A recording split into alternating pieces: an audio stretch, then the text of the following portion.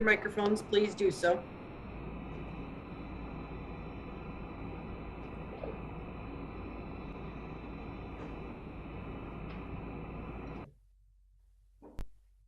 All right, just after I let some stuff in.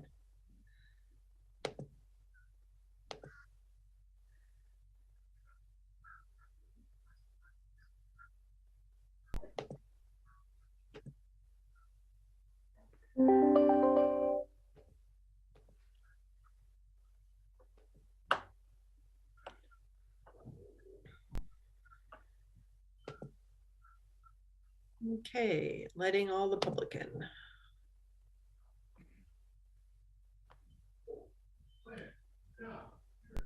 And we're ready when you are, Mr. Chair. Okay, it's 9 o'clock. I'll call the meeting to order.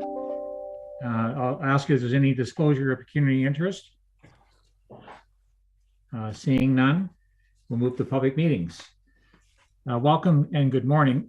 Today, there are two public meetings in accordance with the Planning Act and one public information meeting regarding proposed development applications under the Planning Act. I'm pleased to advise that this is being broadcast live on the Township's YouTube channel, where a recording of this meeting will be available. Notice of the meetings were sent by first-class mail to all property owners within 120 meters of the subject property. Signage was also posted in the subject property to provide information about the applications. All of this was in conformance with the Planning Act process for a statutory public meeting. The purpose of the meetings are to inform and provide the public and the Planning and Development Committee with an opportunity to ask questions or express views with respect to the proposals. The format of the one public meeting and two public meetings will be as follows. One, the applicant's agent will generally explain the purpose and effect of the applications. Two, township staff can provide further information and clarify any statements of the applicant and or their agent. Three, next, the public will be permitted to ask questions and express views on the proposal, and then the public portion of the meeting will be closed. And number four, lastly, members of the committee will be given the opportunity to ask questions for clarification on the proposal and provide comments. At the conclusion of the meeting, for each application, the applicant, their agent, and if required, township staff will be given the opportunity to respond to the questions and comments received. No decision will be made today following the public information meeting on the proposed subdivision and associated zoning bylaw amendment applications. Following this meeting, the information obtained, including questions and comments submitted by members of the public and committee, will assist the county, township, and applicant's team to determine next steps. Once the township and county are satisfied with the information provided by the applicant and their consultants, an additional public meeting will be scheduled. The township is the approval authority for the proposed zoning bylaw amendments, subject to two public meetings, for which this committee may recommend the bylaws to be considered by council or ask for additional information prior to council's consideration. If in the future, the County of Simcoe, who is the approval authority for the draft plan of subdivisions, and or township council decide in favor of the applications by adopting recommendations from this committee, members of the public who have provided oral or written submissions but disagree with the decisions may be entitled to appeal the decision to the Ontario Land Tribunal, OLT, under the Planning Act. Individuals attending the public meetings by Zoom, by YouTube, Zoom, or telephone may email or call the township's planning department to submit contact information to receive notice of the decision of the applications. So first on the list here is a public information meeting for 2060 Division Road West, draft plan of subdivision and zoning bylaw amendment applications. So I'll ask upon Victoria Lemieux from Morgan Planning to provide information provided. Welcome, Victoria, and your first time seeing you, and saying good morning to you. Good morning, Chair. Good morning, members of committee. Nice to virtually meet you all. I'm sure I will see more of you in the future, but thank you very much. I'm just going to share my screen.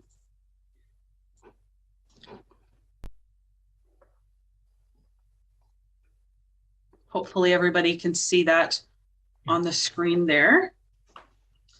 So thank you for having me this morning. My name, just for members of the public who may not know me, my name is Victoria Lemieux. I'm a senior planner with Morgan Planning and Development.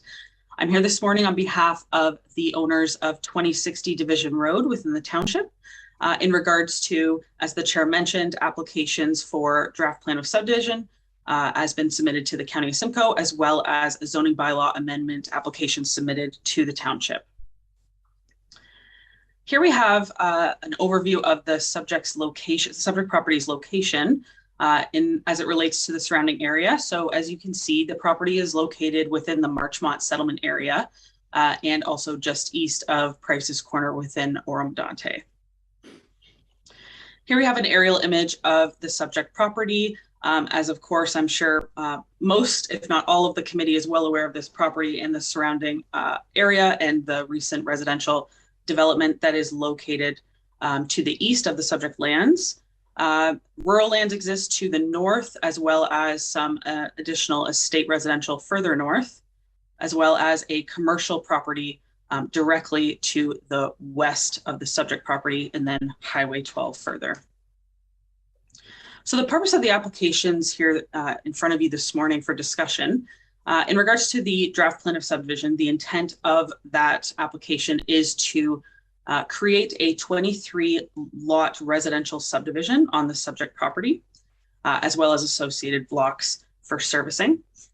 And the purpose of the zoning bylaw amendment application that's been submitted to the township is to rezone the subject property from the current rural holding 31 zone to place it in split zoning with residential one exception zone to identify the new proposed lots, as well as an open space zone and environmental protection zone to permit the inevitable 23-lot subdivision.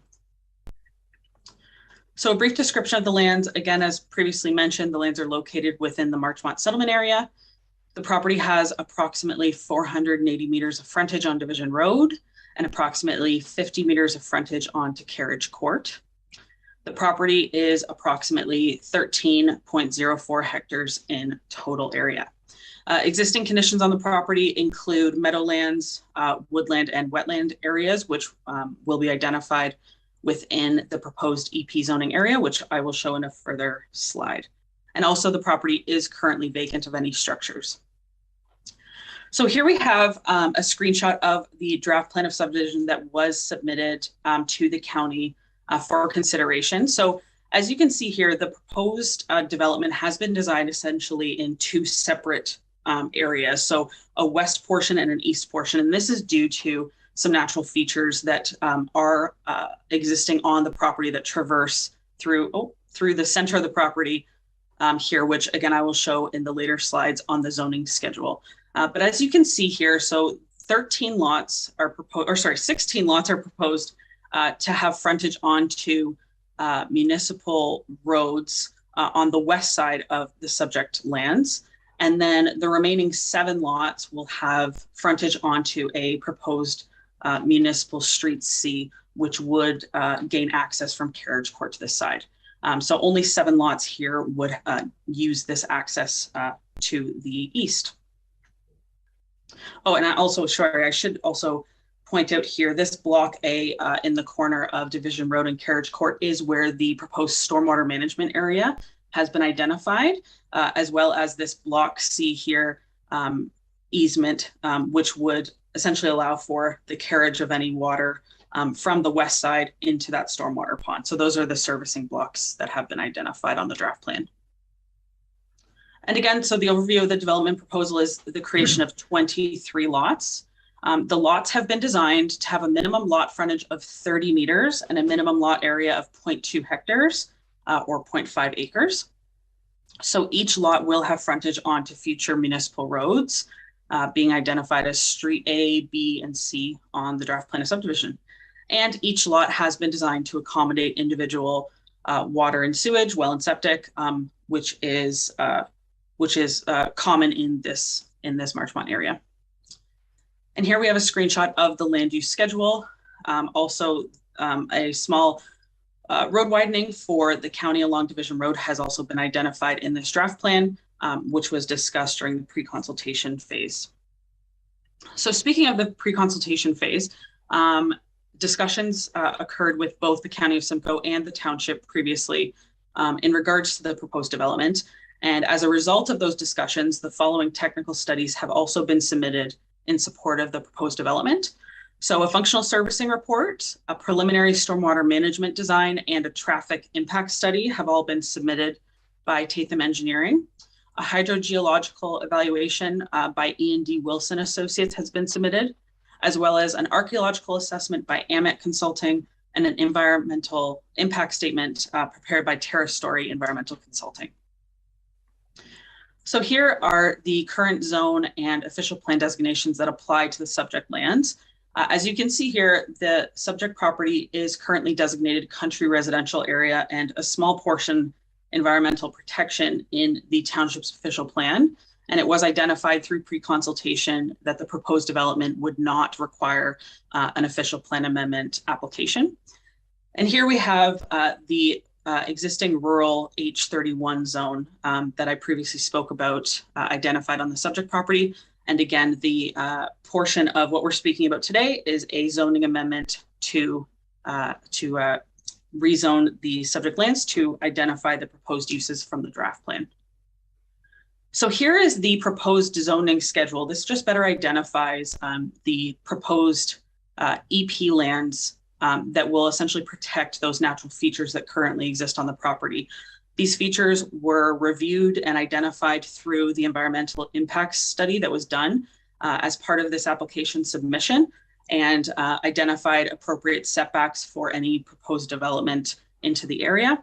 But again, better visualizes the separation between the east and west portions of this draft plan to allow for committee and members of the public for their review. So here we now have the proposed zoning table. So essentially just wanted to identify that the proposed exception to the R1 zone that we're speaking about this morning would ask for a minimum lot area of 2,000 square meters and a minimum lot frontage of 30 meters, whereas the R1 zone currently has 4,000 square meters and 60 meters required for lot area and lot frontage. But the remainder of the zoning provisions here are anticipated to be kept and maintained through the proposed development. It is just lot area and lot frontage that we are requesting an exception for.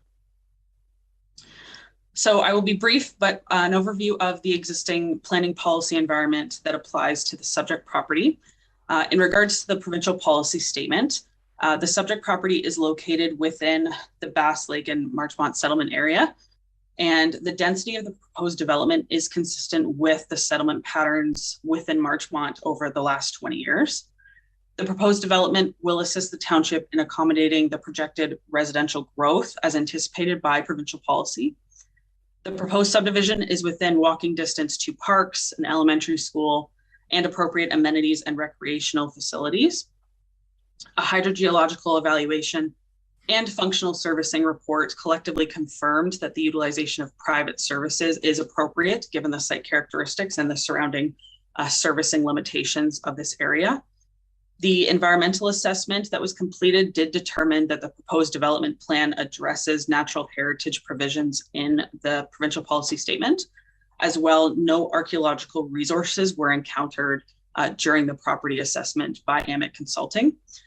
We are of the opinion that the proposed development and the associated draft plan and zoning amendment applications are consistent with the provisions of the provincial policy statement. In addition, we did thoroughly review the Places to Grow growth plan, which has similar direction and objectives as the provincial policy statement. And through our thorough review of this document, we also believe that the proposed development and associated applications is consistent with the growth plan. And then speaking to the township's official plan, specifically in regards to the draft plan and the proposed rezoning. So again, just to reiterate, the property is designated country residential within the township's official plan. Again, the proposed development is located within an existing settlement area consisting of country residential estate development with similar lot sizes and lot frontages. The proposed development is intended to be developed by way of plan of subdivision, which is required by section C8 of the official plan. We have reviewed this document in its entirety, and we are of the opinion that the proposed development and associated applications also conform to the intent and purpose of the township's official plan. So in conclusion, the proposed development conforms to the goals, objectives, and policies of the provincial policy statement, the growth plan, the County of Simcoe official plan, as well as the township's official plan. The development is located within an identified settlement area, which has been identified as the preferred focus of growth by the province, the county, and the township. The development is located within walking distance to parks and recreational areas, schools, convenience, retail, etc. The development will be serviced by private servicing, and it does facilitate appropriate residential growth through the efficient use of land within an identified settlement area, as well as identifying key natural features and the protection of those through the intended zoning bylaw amendment. We do also believe that the proposed residential development will complement the surrounding residential uses that do exist in the Marchmont area. And to that end, we are of the opinion that the application represents good land use planning, and we do look forward to the follow-up statutory public meeting. And we are looking forward to any questions or comments that the committee or members of the public may have. Thank you very much. Okay, thank you, Victoria. I'm going to ask if the township's planner, Emily, would have anything further to add to the materials and information presented by the applicant. Hi, Emily. Good morning, Chair. Good morning, everyone. And thank you to those who are joining us through Zoom or through YouTube this morning. Thank you, Victoria, for providing a great overview of the proposed development. I just emphasize again that this is very early on in the draft plan process. So staff or the development team might not have all of the answers to questions or comments at this point in time. Generally, the intent of the public information meeting is to receive comments from the public and make sure that those comments are considered through the review of the application. So again, it's just very early on in the process. However, it is very important that members of the public provide their feedback and comments so that can be taken into consideration. So I'm just going to share my screen and just touch on a few things. I'll keep it very brief. Victoria did a great job of providing an overview of the applicant's proposal. So this is, as Victoria had indicated, the current draft plan that is proposed. Again, this is just what is currently proposed, a first draft, so it is subject to change based on comments received or through the peer review of the studies provided by the applicant. So there is 23 lots proposed. I'll reference these as it does. Victoria indicated provide a context to the proposed two sort of separate sides of the overall subdivision. So the subdivision is located in a countryside residential area, which is typically characterized by larger residential lots, such as the ones proposed. They're more dispersed, typically to accommodate for those private services, being a well and a septic system. I would also just like to emphasize that the residential one exception zone that's proposed is consistent with other lot sizes throughout Marchmont. The reduced sizes are consistent with neighboring subdivisions that are currently developed within the settlement area of Marchmont. So it would be consistent with the character of this area of the township. But just a brief overview of the zoning proposed.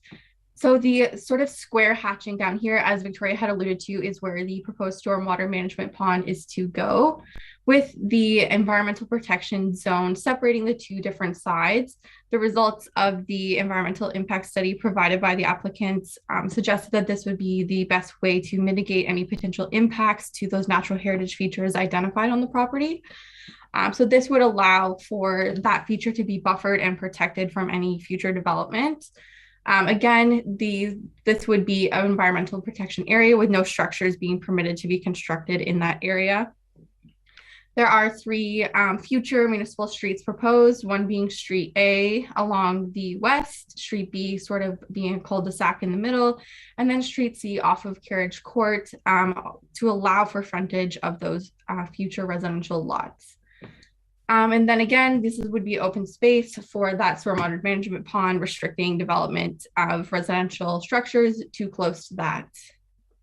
So again, I would just emphasize that this is still very early on in the process, and we look forward to receiving comments from members of the public or committee today, so staff and the peer reviewers can take this into consideration as we go forward and review this application. This is just an information meeting at this time. However, there will be a second statutory public meeting after these comments have been reviewed and addressed either by staff and the county. And notice will be provided once again to those properties within 120 meters of the lot. But thank you, Chair. That's all I have just to add on to Victoria's presentation this morning. Okay, thank you, Emily. I'll open it up to the public for questions and comments. Any persons present on Zoom or on the telephone who have either questions or comments on the application will now be invited to speak. Township staff will call upon each registered participant. Please unmute yourself when called upon and turn on your camera if you wish. You will be required to give your full name and address for the minutes. Please note that your comments will also be recorded and live streamed to the Township's YouTube channel and will remain online. The Township does not have the ability to edit the live stream to remove any personal information provided in the course submitting comments or questions. So I'll ask if Brad is there, if you could please call the first person who would like to speak. Thank you, Chair. We do have a couple of members of the public registered to speak this morning, so I'll just work my way through that list. And then at the end, if there's anybody who didn't register but is in attendance, there will be an opportunity to make comments if you wish. So the first person is Brent Johnson.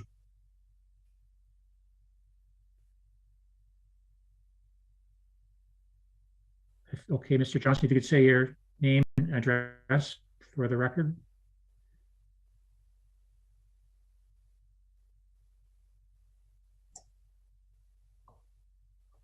Okay, I don't think he's there. Okay, we can move on to the next one. Christine Hobden and John Demeter.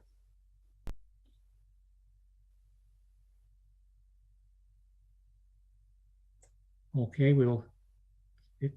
if they're there, please speak. If not, we'll go to number 3.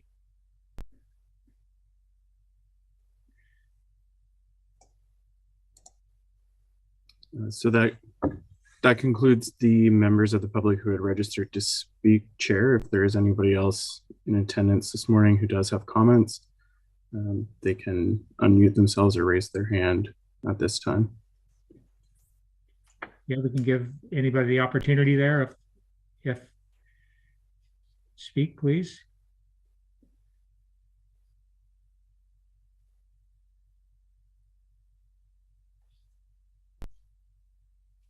Okay, I think that covers the public at this point. Could the Township's planner please summarize any additional correspondence that has been submitted on this application and provide any further information? Thank you, Chair. As of 8:30 this morning, there was no additional written correspondence received other than what was already circulated on the agenda, including comments from MTO, Hydro One, and Canada Post. Okay, and then I'll ask the applicant's agent, Victoria, do you have anything, any further information on the application in response to the correspondence, which we haven't had any? So do you have anything to add there at this point, Victoria? Thank you, Chair. No, but I just wanted to mention that we have reviewed the comments from Canada Post, et cetera, on our end. So thank you for that opportunity to speak. Okay, I'll open up to the committee for any clarification. Do members of the committee have any comments? Member Dunlop. Thank you. Through the chair to Victoria, just a few. It's not going to take long. You had mentioned about you had something to do with a county road widening. What county road are you talking about? So through the chair to Member Dunlop, thank you for that question. So the road widening that was identified is a strip along Division Road. I can reshare my screen if you'd like, but I can, and Katie might actually have some input on that as well, because she was part of the township staff Ms. Mandeville might be able to speak to more what the discussions of that during the pre-consultation, but it is a strip of, let me just zoom in and see what the actual measurement is here. So it's 5.25 meters that has been identified as a road widening along Division Road for future road widening. Does Katie want to comment on that? Yeah, nothing I knew about, so.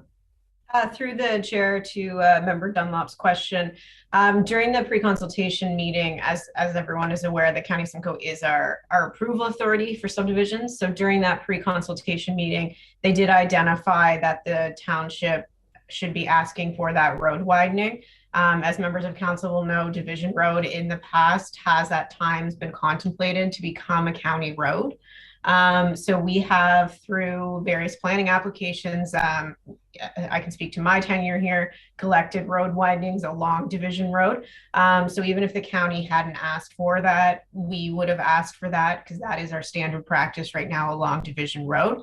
So I think the county was highlighting that if in case it does one day again be slated to become a county road. I know the county is currently starting or undergoing a transportation master plan again. So I think we'll be, looking at that from a staff perspective to see if that is included for sure. But it was just a comment from county staff as our approval authority, and also something we would have asked for anyway from the township level. Okay, thanks for that answer. So my next question, Chair. Yeah. Victoria, you mentioned about recreation, parks, and schools. We already know from our last planning meeting that the mixed subdivision to the west, they can't send their kids to that school. So why are we even talking about these schools for this subdivision? Through you, Chair, to Member Dunlop, thank you for that comment. I will touch base with township staff and get an understanding for the previous meeting that you're speaking of. And I can provide some further comment on your comment at the next public meeting for you to get a chance to look into that. Thank you. Yeah, because I think we even asked that it go on the deeds and that they know that they can't send their children there. So the last question, so on the subdivision, the smaller lots, because they have EP behind them, like they can't even cut the grass back there, can they? Through you, Chair, to Member Dunlop, it's my understanding that essentially there would be a number of restrictions through the development agreement, and purchase of sale agreements for those lots would identify things that those owners can and cannot do. I can get an answer for that in regards to cutting grass, etc. We can have our environmental consultant give you a comment on that. I believe that there will be. Sorry. You go ahead, Victoria. Oh, just saying that yes, restrictions of that nature are pretty typical for properties that have EP zoning to the rear.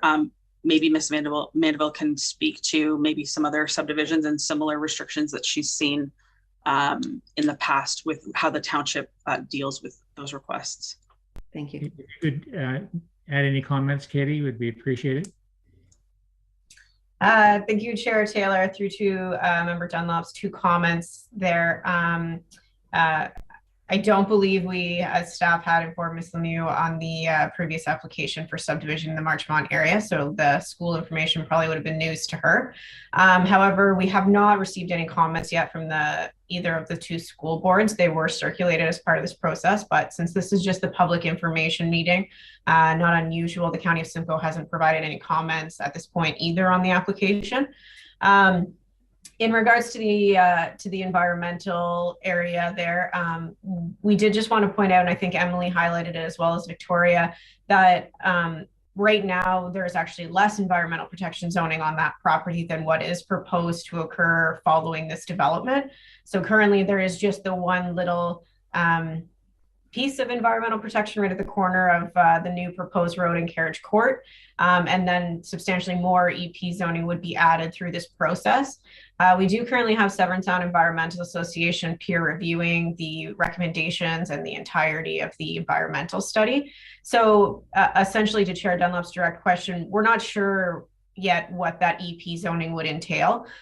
In some places it is appropriate that there's just no buildings and structures because it's kind of a natural buffer between something. And in other locations, it is basically a no-touch zone. So it's through this process that we'll really identify if this is to be a no-touch zone or if this is to be a buffer, from a natural feature, perhaps further away from the lot. So really through this process, we'll gain that information. And then if the council and the county approves this subdivision, then that would be reflected through any future EP zoning as well as registered on title.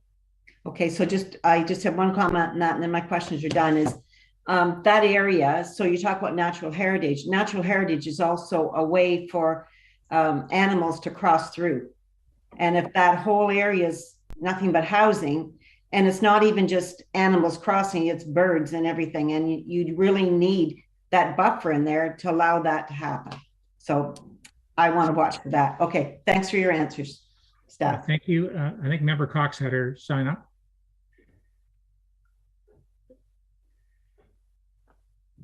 No, it's okay. Katie answered my question. Okay, thank you. Member Burkett, and you're on mute. Thank you. Good morning through the chair to Victoria. At our next meeting, would it be possible to have your hydrological evaluator just speak to how they arrive at their findings? Because what you said is it's appropriate, the wells that they are going to drill, just for the residents to understand how they arrive at the capacity and the fact that the aquifer can sustain those 23 homes, if that's a possibility, please. Yes, through your chair to Member Burkett, absolutely. We intend to have a number of the professionals that wrote those technical studies to be here at the next meeting to address any comments from today, as well as comments that might come up at the next meeting. So you will have a realm of experts to ask those specific questions to. Thank you. Perfect. Just furthermore, supplementary, if I may, through the chair, and this question may be premature, but I think the county requests sidewalks, and I'm not sure if they're going to, and maybe at the next meeting we can, when you give your briefing, maybe there will be mention of a sidewalk along Division Road in front of this subdivision if it does go through. Through you, Chair, we will, to Member Burkett, we will look into that. And again, like you said, comments from the county will likely bring that up, and we'll have an answer for you at the next meeting. Thank you. Thank you. I think, do you have this? Yeah, sorry. That through the chair, the Burkett just said, reminded me that the times now that I've been going down Division Road, because they put that Tim Hortons in, the children are constantly walking up and down Division Road at lunchtime. And so I was just waiting to see what was going to happen with the people in the area, because it's just become, well, and the traffic's busy there. So before they had that Tim Hortons, the kids didn't go back and forth on that road a lot. So now that there's a lot of pedestrian traffic, I think it might be something we'll have to look into. Just a heads up. Thank you. Member Betsworth. Thank you, through the chair. Just to add some weight to what the mayor and deputy mayor have said, I would be looking for the availability of water on that site for those wells, that it does not drain and dry up the environmental area that's been, because that will affect wildlife that uses that area. So the hydrological report is going to be very, very important to me. Thank you very much. Okay, and I had a comment too, that we have a subdivision just to the north being proposed, 3879 Townline, and the neighboring property owners are worried about their water supply as well. So that's one we'll be paying attention to as well. Member Dunlop, have you another question? You're on mute there. Sorry, thanks. Through the chair to Veronica or Victoria. The hydro wires that run through there, the towers, what's their comment being? Like, how close can you get to those? And because in the ice storms, not they're 1 in 100, but anyway, when that happens, you just see those come down like spiders. What do they say about that? Through you, Chair, to Member Dunlop, that's a great question, and thank you for bringing that up, actually, because I forgot to mention that in my presentation. So I'm actually just going to share my screen just to identify to other members of the committee and public the areas that Member Dunlop is speaking to. Just give me one moment here. So I believe that the areas that Member Dunlop is speaking to, there is a hydro corridor to the northwest of the subject property, as well as there is actually a small hydro easement here as well. Member Dunlop, I wasn't sure if you were aware of that as well.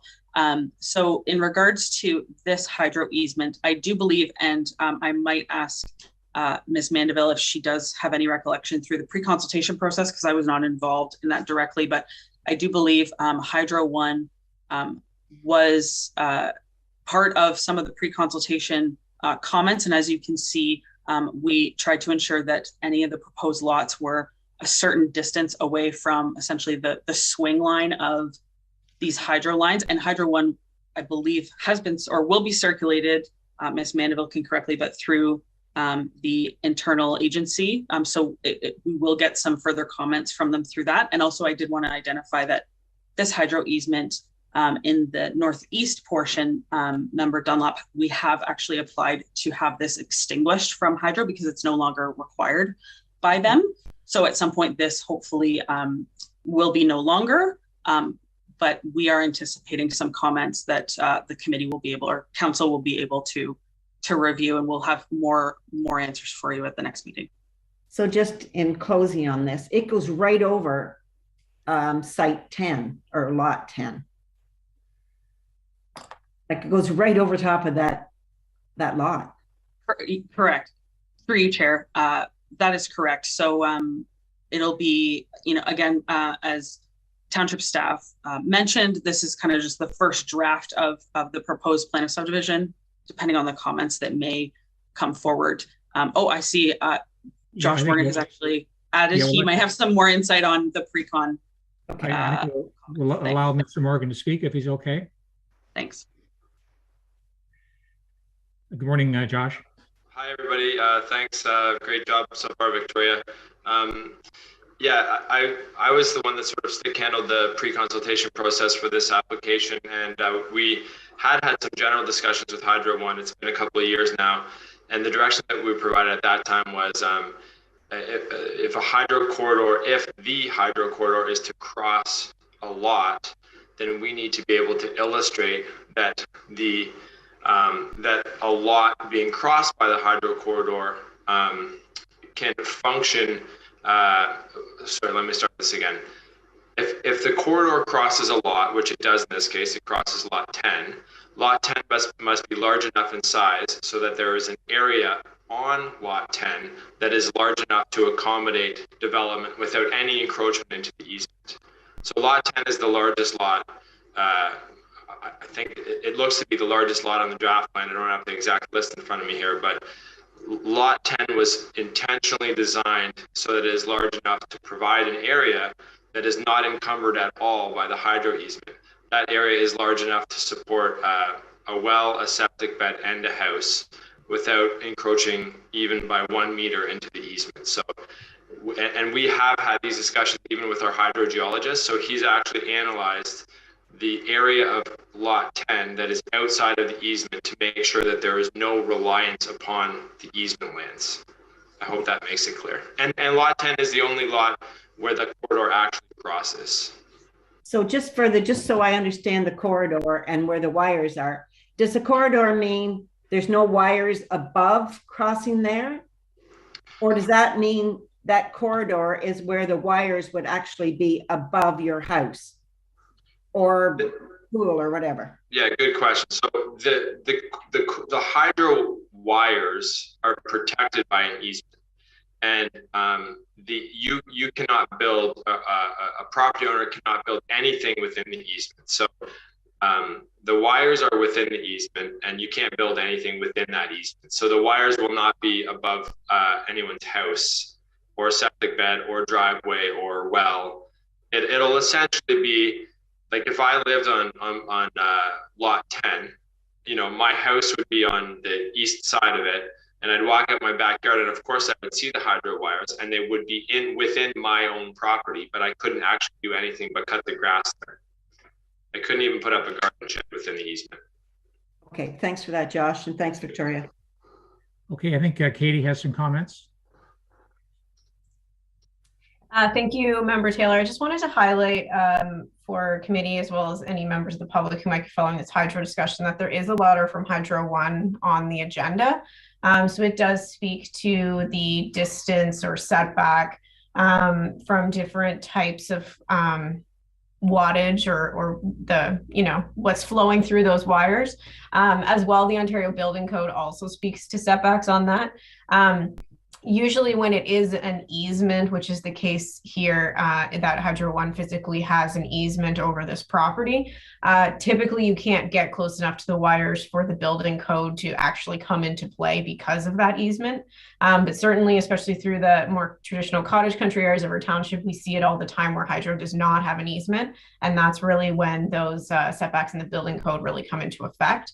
But you will note that in the Hydro One item of correspondence on the agenda, they are asking for some further discussion. They're asking for the grading plan of the subdivision and basically some further dialogue here. So you will note that Hydro One at this point is not approving, although that's not their jurisdiction.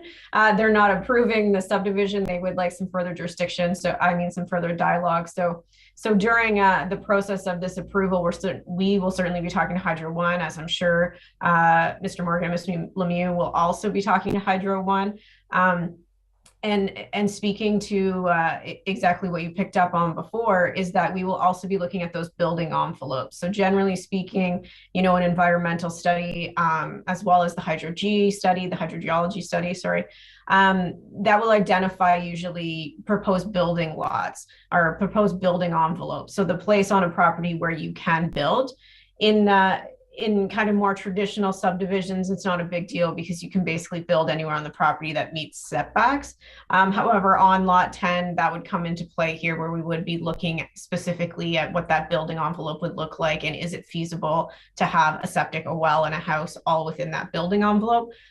Just additionally, same thing for the lots that would have the environmental protection zoning on it. We would make sure that there's a building envelope, a driveway, a septic, a well location, all of that can fit on the lot without any kind of encroachment into near that environmental protection area. So all of that will be reviewed during this process because as we did state, we are right at the beginning. So all these comments are great for us to look at during the process, as well as the township's peer review consultants. As the township, of course, will be having the Hydro G report peer review to look at all the well information, as well as I mentioned, Severance on Environmental reviewing the environmental impact study that was already submitted. So all of those will be ongoing. These comments are great for our consultants. Thanks, Katie. Okay. If there's no other comments, Allison, do we have a draft motion? I do. Give me 1 second here. So the motion is that planning report number P22-007 dated February 16th, 2022, with respect to draft plan of subdivision SBT 2103 and zoning bylaw amendment said 2118 applications for 2060 Division Road West be received for information. Okay, do we have a mover on that, please? Okay, moved by member Cox, second by member Bettesworth. All in favor? And that's carried. Thank you. So I'll declare that the public information meeting on this proposal is now closed. And we'll move to our first public meeting for 3331 Townline zoning bylaw amendment application. And once again, we'll call upon Victoria Lemieux there, please.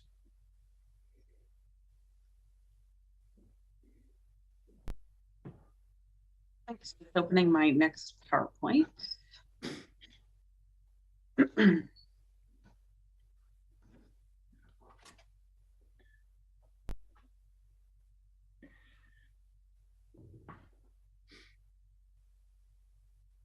Okay, hopefully you can see a full screen now. Yep, we can see it. Great. So thanks again, everybody. Speaking now to the next application on the committee's agenda this morning is application Z21-17 in regards to lands located at 3331 Townline. Members of committee and members of the public would be probably more comfortable knowing this property as the Hewitt's main farm area and the Fun Farm, which we're speaking about this morning. Here is a location map of the subject property. As you can see, it is located just east of the Warminster settlement area. And here's an aerial image of the entirety of the subject property. A portion of the lands, as you can see here in the south corner, is what we were speaking about today in regards to the actual proposed zoning amendment. But again, Warminster settlement area here located to the west of the subject lands, surrounded by some agricultural lands to the north and adjacent west, as well as the Marchmont swamp area that's been identified to the east. So the purpose of the zoning amendment application that we're speaking about this morning is to rezone a portion of the subject lands to a site-specific agricultural zone. So the proposed site-specific zone would recognize the existing Hewitt's Fun Farm, which is considered to be an on-farm diversified use as defined in provincial policy. So a description of the subject lands. The primary use of the property is agricultural, with a farm produce stand located in the southwest corner of the property, as well as the outdoor activity area, which is considered the fun farm. And that's the term that we'll be referring to today as part of this application. The property has approximately 600 meters of frontage on the east side of Townline and approximately 700 meters of frontage on the north side of Warminster Side Road. And the subject property as a whole is 100 acres in total area. So here's a drone shot of the area specific to the application in front of the committee this morning. So this is the Hewitt's Fun Farm area that is in current operation. And here's just a great view of it without any snow on the ground, being able to see the current operation area that we're speaking about today. And here's just some photos on the ground looking at the current operation setup in the Fun Farm area. And here just another view to the east. And then here's the site plan that was submitted as part of this application to the township. So the area with the thick green boundary line is the area that is proposed to be rezoned to this site-specific agricultural zone. So really, this is the portion of the lands that will be identified with an on-farm diversified use, again, as defined in provincial policy. So really what this will do is allow for the Hewitt's Fun Farm to continue operation and ensure that the zoning in place on the property is reflective of what actually is on the ground operationally, and be able to allow the township to have a better pulse on what's happening on the property, and just ensuring that the land uses are in fact permitted in the implementing zoning bylaw. So as you can see here on the right side of your screen is the current official plan designations for the property. The majority of the property is within the agricultural designation in the township, with the green area being greenlands. And of course, this is primarily also due to that Marchmont swamp area that I identified previously. And then to the left here just shows the current zoning schedule for the property. So again, agricultural for the majority of the property, and then a small part of EP to the rear, overlaying over that Marchmont swamp. And here is a screenshot of also the County of Simcoe's official plan, just to further identify that the township's official plan schedule and the county's is very similar with the agricultural and the greenlands designations. A brief overview of the policy that applies to the subject property and the proposed amendment. In regards to the provincial policy statement, the two key features here are A, that development and site alteration is not permitted within significant wetlands in certain ecoregions. So again, that Marchmont swamp area is identified as a significant wetland. So therefore, any proposed development cannot be permitted within. And as you can see through the site plan, the current Hewitt's Fun Farm operation does not encroach into this area. And also that in prime agricultural areas, permitted uses and activities are agricultural uses, which exist on the remainder of the property, agricultural related uses, and that on-farm diversified use. And that's the term that we're really using today to help further define the activities of the Hewitt's Fun Farm. And we have reviewed the provincial policy statement in its entirety and do believe that the zoning bylaw amendment application to permit the existing fun farm to continue use is consistent with the 2020 provincial policy statement. As well, the Places to Grow growth plan has been reviewed in its entirety, specifically, again, as it relates to agricultural uses and permitted uses and that on-farm diversified use qualification. So we have reviewed this, and we do believe that due to that no development or site alteration has occurred within the Marchmont Swamp, and also that the on-farm diversified use is permitted within agricultural areas. And we do believe that it will continue to be a great asset to the community when it comes to educating the local and regional community about the importance of the agricultural system. We do believe that the zoning amendment application is also consistent with the growth plan. So as previously identified in the images in the previous slides, the subject lands are designated greenlands and agricultural in the County of Simcoe official plan. The portion of land subject to this rezoning is fully in the agricultural designation area. We have reviewed the County of Simcoe official plan in its entirety, and it is our opinion that we believe the on-farm diversified use conforms with the permitted uses in section 366 of the county's official plan, which is the agricultural section. And moving to the township's official plan, again, the township also designates the lands as agricultural and greenlands. And the application that we're speaking about this morning is wholly in the agricultural designation. So no portions are proposed within the greenlands designation. The official plan has been reviewed in its entirety, and it is our opinion that the proposed on-farm diversified use, which will recognize the existing operations of the Hewitt's Fun Farm, is in conformity with the general intent and purpose of the township's official plan. So some concluding remarks: the proposed amendment will essentially permit the on-farm diversified use, which will be the fun farm, to continue its operation. This application will recognize the existing uses on the lands and better define it through a site-specific definition that we are working with the township in providing that definition terms. The proposed site-specific zone also is going to identify a deficiency in parking and to allow for a permitted grass parking lot, as well as recognize the deficient parking area for the retail store that does currently exist. So again, just identifying what the existing conditions of the property are. No new buildings or structures would result from the application in front of you this morning. And the proposal has been reviewed against both provincial and county and township planning documents. And we are of the opinion that the application represents good land use planning and request that the application be approved by Township Council at the next available meeting. I am available for any questions or comments that the public or committee have. Thank you very much. Okay, thank you, Victoria. I'll ask our senior planner, Katie Manderville, if she has anything to add to the materials and information presented by the applicant. Thank you, Chair Taylor. Thank you, Ms. Lemieux. That was a great summary of the application. As council is aware, we've had a few of these on-farm diversified use applications come through.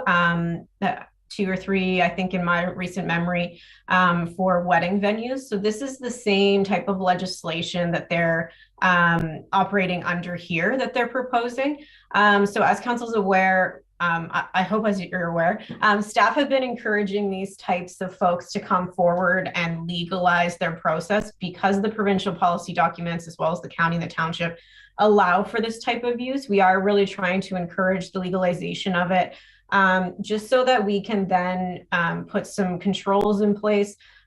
We haven't necessarily had a lot of issues with this property, but council is aware we have had complaints in the past about other on-farm diversified uses. I think the only real complaints we've ever had on this one were some traffic during COVID at one of their events. But when people come through to legalize these, it's then an opportunity for us to put a site plan agreement together if the zoning bylaws is approved by council, of course, the next step would be a site plan agreement, which would be registered on title. So if for whatever reason, they did sell or something, that would be right on title, what they are allowed to do on this property and what they're not allowed to do. It would set hours of operation, the number of events, the length of the season, all of that kind of stuff. It is generally what we put into the site plan agreements for these on-farm diversified uses. And it just kind of gives the township a little bit of legislation, so to say, to work under if we do get any of those neighbor complaints, especially considering the proximity here to some of the surrounding residential land uses. Although they are in the township of Oromadani, I think we still would want to be good neighbors to all the folks living in Warminster here. So I did just want to highlight that we have been trying to work with these folks to bring these applications forward. So we are grateful from a staff level that the Hewitts retained Morgan Planning and proceeded with this. We really didn't want to be in a position where we asked them to cease their operations. So we're very excited that they have come forward. As you can see, it is a little bit more land intrusive than what the province would like for an on-farm diversified use. So we did speak to that in the staff report. The province generally likes to see 2%, a maximum of 2% of the property used for a non-agricultural purpose. The guidelines the province released are just guidelines. So we are really hanging our hat on that in this situation. What I do personally, in my professional planning opinion, believe is that they do own, as we know, and I'm sure everyone knows, they operate additional farmlands in the township. Obviously they're not selling all of that corn right from this one property. So it is comforting, I think, from a staff level and a policy perspective to know that there is additional agricultural lands that are tied to this property and to this farm operation. So that did give us some comfort in allowing this to be a larger space than that 2% that the province would like to see. I believe Member Taylor probably later in his little speech there will tell me that they'd like me to summarize any additional correspondence. But since I'm on the topic, I did just want to say that the County of Simcoe also provided comments regarding the general larger area of this proposal. So the county was generally supportive, basically with the same rationale staff outlined in our staff report. So that is not a concern for them, but they did encourage us to do a site plan agreement, which of course we will be doing anyway. So any comments that the committee, or I don't believe any members of the public have registered, but if there are any comments from the committee on what we should be looking for, making sure to put in that site plan agreement, would be appreciated from a staff level. Okay, thank you, Katie. I'll open up for the public any questions or comments. So any persons present on Zoom or on the telephone who have either questions or comments on the application will now be invited to speak. Township staff will call upon each registered participant. Please unmute yourself when called upon and turn on your camera if you wish. You will be required to give your full name and address for the minutes. Please note that your comments will also be recorded and live streamed to the Township's YouTube channel and will remain online. The township doesn't have the ability to edit the live stream to remove any personal information provided in the course of submitting comments or questions. So I'll ask Brad Sayers, is anyone registered, Brad, to make any comments? Thank you, Chair. No, we had no members of the public register to make comments on this application, but if there are any in attendance this morning, they can unmute themselves or raise their hand. I think I'll wait a minute. If anyone would like to speak on Zoom here, or please speak now. Okay, and Katie warned you in advance, but do you have anything more to add here, Katie, with any correspondence or any further information? I do not. Thank you, Chair Taylor. Okay, I'm going to open up to the committee for their comments, please. Member Dunlop. Thank you. Through the chair to either Victoria or Katie.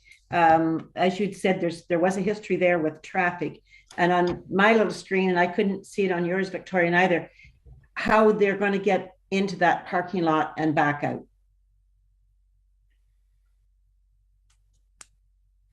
If you could share your screen, Victoria. I was just going to say, let me just share my screen again.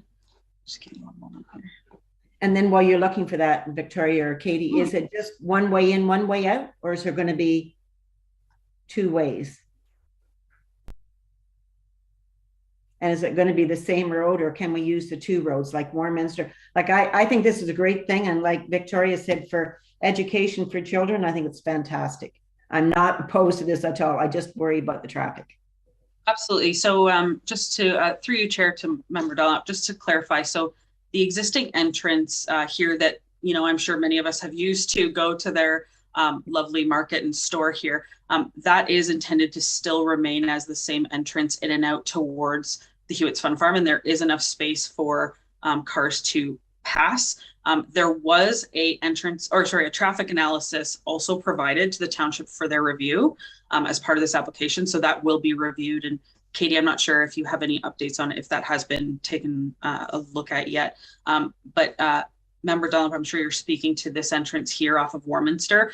It's my understanding that that will remain as access for just the agricultural operations, for them to bring out, you know, the big tractors, things like that out onto Warminster. That's my understanding at this point, but we will be able to provide staff some clarification if you need before it comes back to council. Yeah, if you have a study, that'd be great. That's my only concern there is traffic, and I think this is a really great thing to have in our township. Thank you. Katie has a comment there. Thank you, Chair Taylor. Through to Member Dunlop's question, I did just want to state that I did review the traffic study that was submitted, and we did not receive any comments or concerns from the Public Works Department. I know they were involved in previous discussions with the owners on how to mitigate traffic at events. So that is something we're going to look at a little bit more closely during the site plan process. However, I'm of course not a traffic expert, but the report submitted did make sense to me, with the exception of the kind of large scale drive-through event we saw that first year during COVID.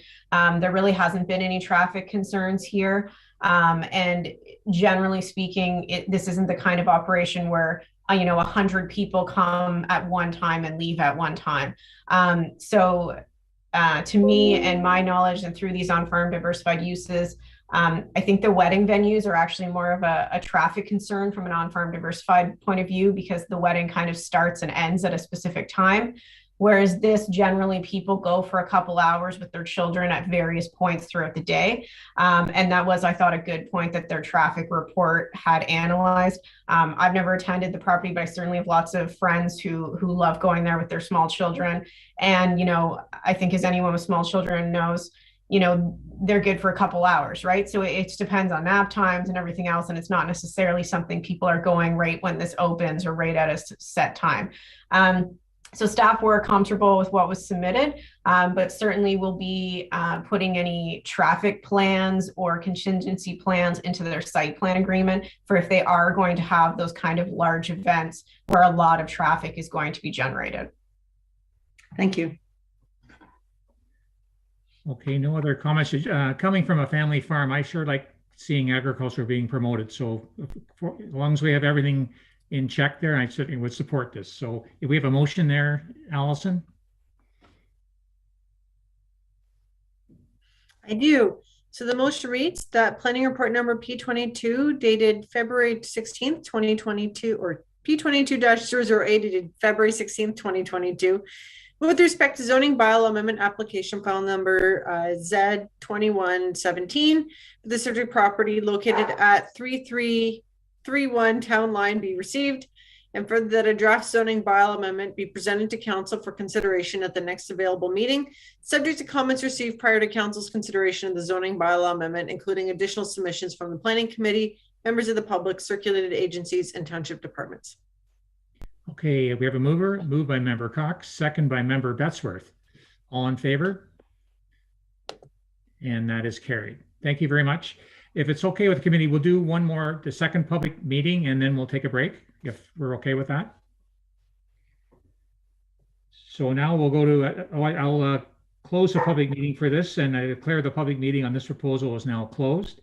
And we'll move to the second public meeting for 8041 Highway 11 zoning bylaw amendment. And I'll call upon the applicant's agent, Josh Morgan, to please explain the information on the agenda package and explain the purpose and effect of this application. And good morning, Josh. Good morning. I actually thought that I was, there was one before me. So let me just bring myself mentally back into this thing. Okay, could I have your permission to share my screen, please? Absolutely. Okay.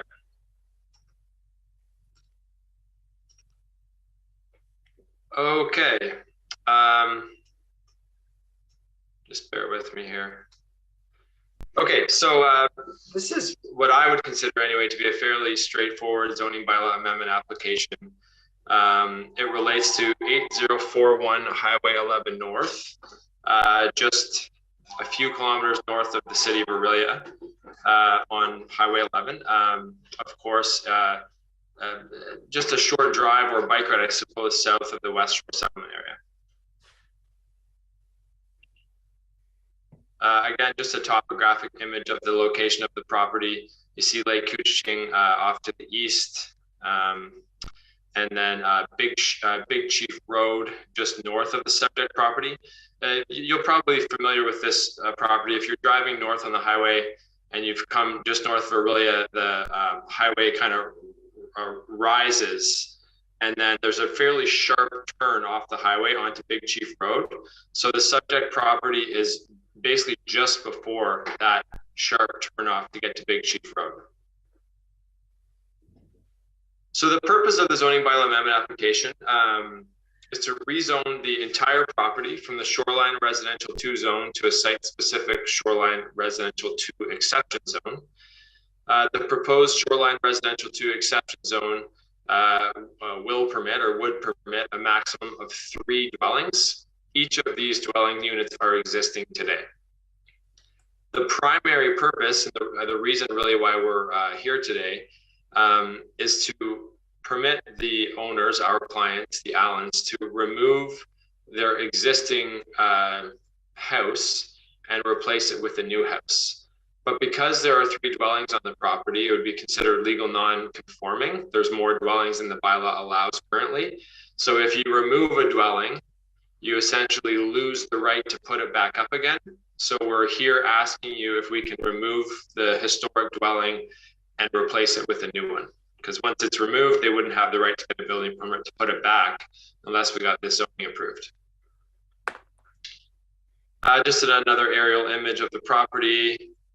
So just to describe it, the property is developed with 3 legal non-conforming dwellings, being the main house, which we're proposing to remove, the carriage house, we call it, and the second story of a existing, a long existing boathouse. In addition to the 3 dwellings, there is 1 garage, 1 woodshed, an old cistern, a pump house, a sleeping cabin, and a tea house. It's quite an impressive property, really. I've been fortunate enough to walk it a couple of times at least in the summer months. It's a beautiful place. It's a very, very large property. And in my opinion, and as you'll see in future slides here, it's not at all overdeveloped. It's just, it's a big, beautiful property. The property is bound to the west by Highway 11 North and to the east by the shoreline of Lake Couchiching. There's about 95 meters of frontage onto Lake Couchiching, which just kind of speaks to how big the property is, and an approximate lot area of 2.26 hectares or more than 5.5 acres. So it's a very big property. The property consists primarily of treed areas with a whole bunch of mature trees and open lawn. This is just an image of the main house on the property. And I'll be showing you images of the house and also a survey so it's more clear where this is actually situated. So this is the historic, basically mansion on the property right now, but it's in very poor shape. Like you wouldn't want to spend a night in it right now, to be quite honest with you. And this is the carriage house or coach house as I refer to them. And it has been there for many, many decades.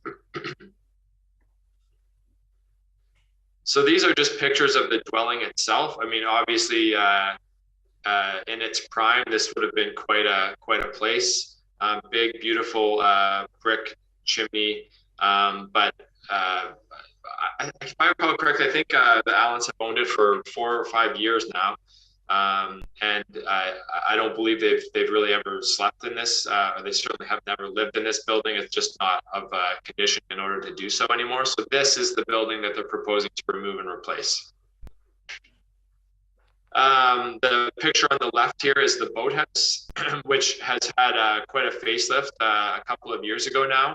But the Boathouse itself, if we look back at aerial imagery, has been there for a very, very long time. And there is the door here on the bottom of the Boathouse rolls up. And this is where they, of course, would park their boat. And then up top here is just a big wide open space with a washroom and a small kitchen. So it would meet the definition of a dwelling. The image on the right hand side is a sleeping cabin, which is permitted in the SR2 zone. This building on the left hand side is what the Allens refer to as their tea house. And then on the right hand side, this is an image of the carriage house, or what I call the coach house. So again, the three dwellings on the property are the carriage house here on the right-hand side, the second story of the boathouse, and the big old house that needs to come down. So this is just a survey of the property, a topographic survey.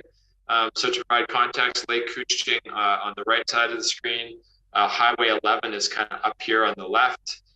This is the location of the existing house here, the coach house, a garage, the boathouse, the sleeping cabin, and the little tea house. So it's quite a large property. Property is zoned shoreline residential 2 by the township zoning bylaw, which is the zone used by the township to identify shoreline properties on private surfaces. And the property is designated shoreline residential by the township's official plan. The property is designated rural by the county's official plan. This is just a zone matrix which sort of identify, well, which doesn't sort of, it does identify what the performance standards are of the property as they relate to the zoning bylaw. So just to give you an idea about sort of scale and the intensity of development on the site, the property would have a coverage of actually less than 5%. So less than 5% of the properties would be covered by buildings should council allow us to remove the existing structure and replace it with a new one. The primary dwelling is set back more than 100 meters from the lake and more than 90 meters from the highway. Yeah, we're just basically, I'm just trying to illustrate here that the property meets or significantly exceeds the performance standards of the SR2 zone. So really the only relief we're seeking here is to recognize the existence of the three dwellings, which are legal non-conforming right now, therefore enabling them to remove the old house and replace it with a new one. So I'm going to be really brief with the planning justification here. Obviously, as Ms. Lemieux mentioned in previous presentations this morning, we have to look at provincial policy, county policy, and township policy in order to justify these applications. The first layer would be the provincial policy statement.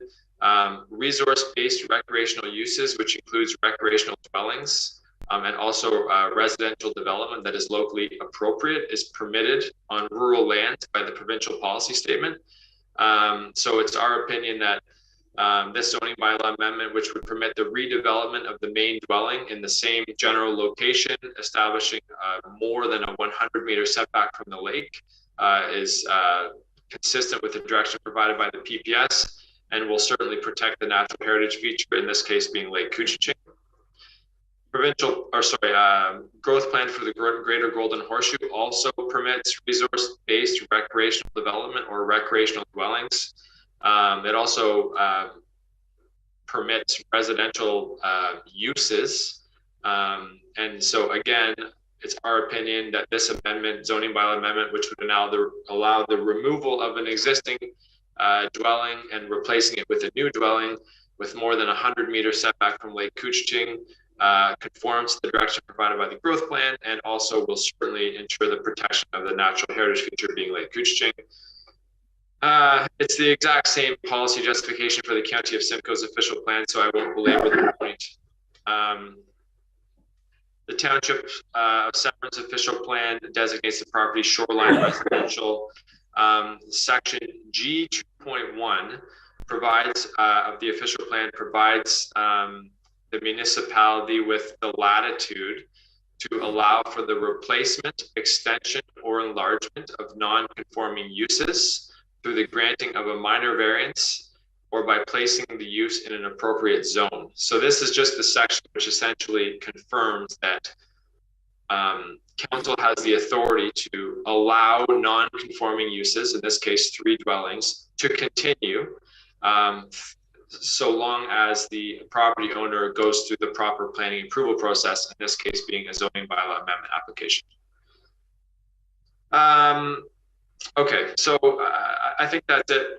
To conclude, we believe this represents good land use planning. We're just seeking to essentially continue the historic use of the property and enable the removal of an old, beautiful, what used to be an old, beautiful home with a new, beautiful home to allow the Allens to live there full time.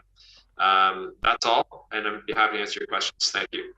Yeah, thank you, Josh. So I'll ask if the township planner, Brad Oster, has anything further to add to the materials and information presented by the applicant.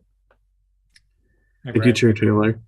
Mr. Morgan has provided a detailed summary of the purpose and effect of the application and a summary of his professional planning opinion on the application, so I won't revisit those items. Other than to state that the planning department generally concurs with Mr. Morgan's opinion, and that as noted, a 30-meter front yard setback is proposed to be added into the site-specific zoning to address the requirements of the growth plan.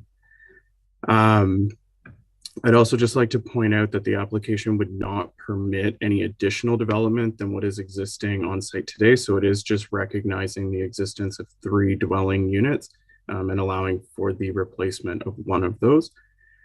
As detailed within the staff report, this is a very unique situation where there are 3 existing dwelling units present on the property, and that does have a significant impact on staff's recommendation to council this morning. You know, if this application were to come forward on a property that was currently vacant, it might be more challenging for staff to support such an application. However, the Planning Act, you know, it does provide direction that requires municipalities to permit additional dwelling units, but that is where appropriate, and typically the shoreline areas are not those where it would be encouraged. However, given the non-conforming status of the lands by those 3 dwelling units existing today, confirmation has been received that there is sufficient property there to accommodate an on-site sewage disposal system that can appropriately service all of the dwelling units. There is, and the substantial property size that does allow for buffering between the lake, the highway, and the adjacent properties. Staff are of the opinion that it is appropriate in this case for the requested zoning bylaw amendment. So that kind of wraps up what I have to say this morning. If council has any, or if committee has any questions, staff and the applicant's agent, Mr. Morgan, are both available to answer. Thank you. Okay. Thank you, Brett. Then I'll open up to the public for any questions and comments. So in case someone has just joined us here, any persons present on Zoom or on the telephone who have either questions or comments on the application will now be invited to speak. Township staff will call upon each registered participant. Please unmute yourself when called upon and turn on your camera if you wish. You will be required to give your full name and address for the minutes. Please note that your comments will also be recorded and live streamed to the Township's YouTube channel and will remain online. The Township does not have the ability to edit the live stream to remove any personal information provided in the course submitting comments or questions. So I don't know whether it's Brad or Emily, is anyone registered to participate? Thank you, Chair. I'm not aware of anyone registered to participate for this application. I'm just kind of scrolling through to double check our participants list to see if anyone's attempting to unmute themselves. Yeah, we'll give them a minute there to. For sure. I'm not seeing anyone, but if we wanted to allow just a couple more seconds. Yeah. is anyone on the screen on Zoom would like to make any comments?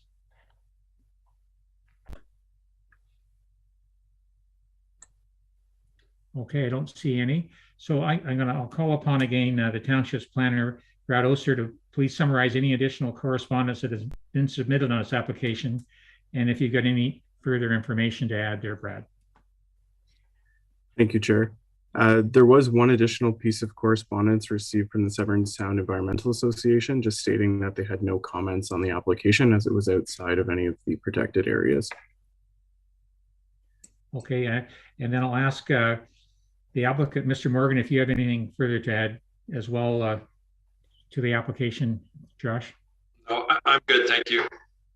Okay, thank you. Now I'll open up to the committee. Do any members of the committee have any comments? Seeing none, I'll ask Allison for a motion there, please.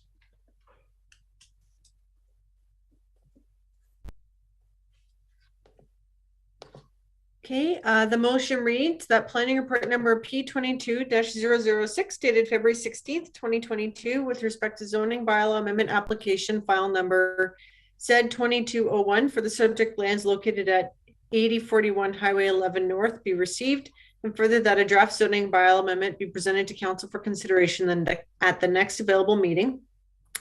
Subject to comments received prior to council's consideration of the zoning bylaw amendment, including additional submissions from the Planning and Development Committee, members of the public, circulated agencies, and township departments.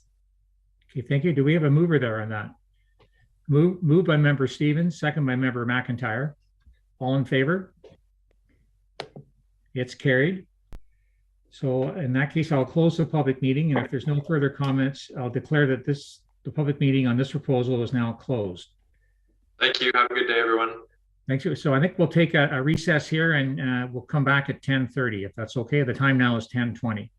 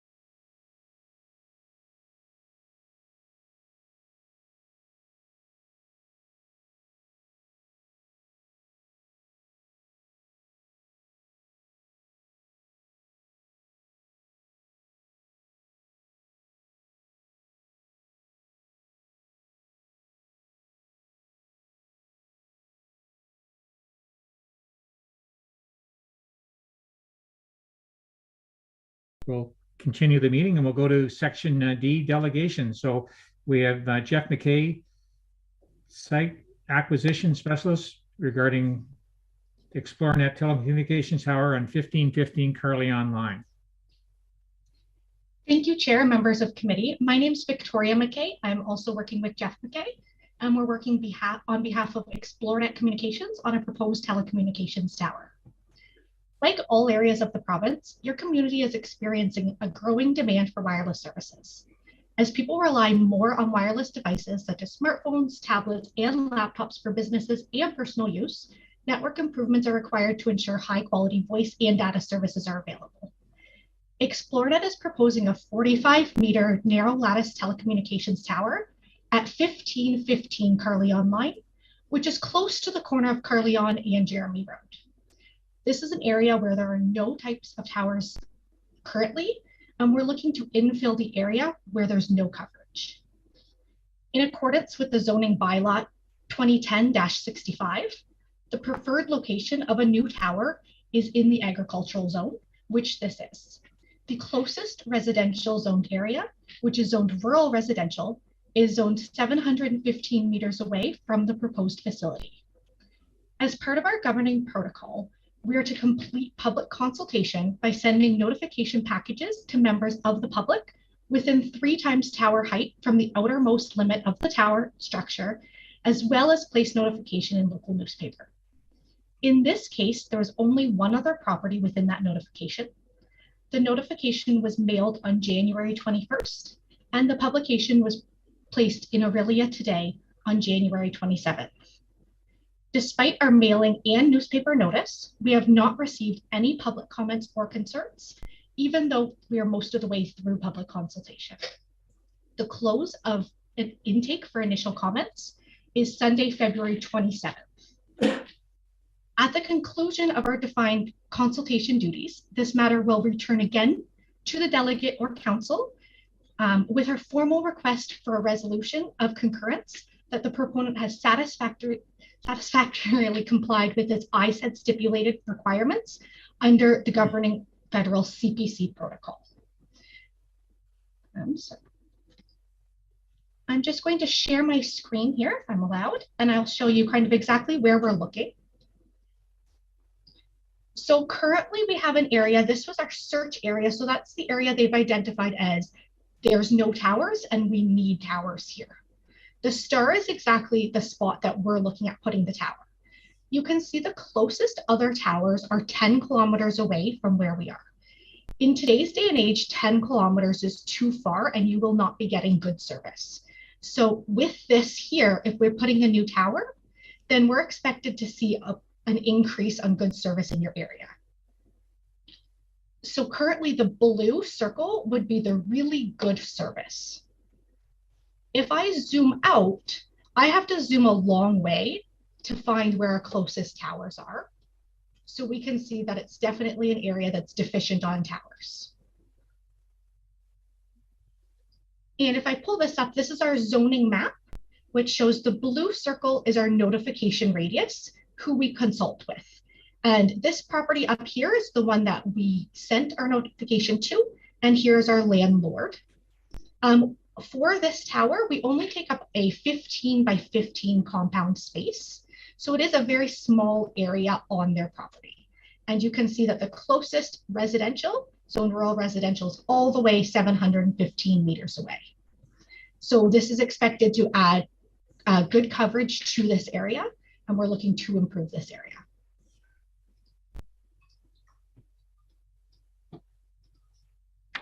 So again, at the conclusion of the defined consultation, we'll again return to council for a request for a statement of concurrence. But at this time, we're just here to inform you and answer any questions or concerns that may arise with this tower.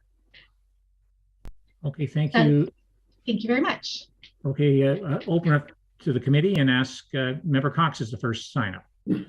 Through the chair to Victoria. Victoria, that blue circle that you showed us,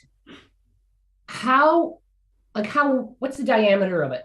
Like how far out will it actually provide service to people? Because we have a lot of people in our areas that are getting random or don't have anything at all. So I just wondered how far it would go out so somebody could say, can I get my wireless hooked up to that? Absolutely. So that has a radius of about 1.5 kilometers. Now there's excellent coverage, and the closer you are to that tower, of course, it will be excellent. The further you go, the blue circle at 1.5 is about good. From there, you still will get coverage, but as it goes, it's a little bit less as we go. So further to that, I understand why you're doing it, but you're not near a lot of people if you're only 1.5. So we're not able to zone it in residential. So what we're doing is we're trying to get it kind of to an area where there's not residents, but kind of closer. So we're up north. Okay. Now the plan is, as time goes on, of course, this won't be the only tower for the area, because there is, as you saw, 10 kilometers between each tower. So we're trying to infill that space. Currently, this is what they've said is kind of the best suited area right now to put one of the first towers. So further to that, so that what happens with that tower? It goes up, and then they shoot out, like if a home came and said, I'd like wireless, somebody comes and they go, okay, we can hook you to that tower. So when they're set up, they have antennas, typically about 3 antennas on it. And there's kind of different ways, of course. And then from there, different subscribers can join onto the antenna. And then more subscribers, you kind of want less subscribers on the antenna or else they'll overfill. But that being said, this is to support kind of all the subscribers in the area currently. Okay, thank you very much. Thank you. Thank you. Any other comments from the committee? Member Burkett. Thank you. Thank you. Through the chair to Victoria. When you say subscribers, are you implying cell phone subscribers or internet subscribers? Like, what actually are you speaking to?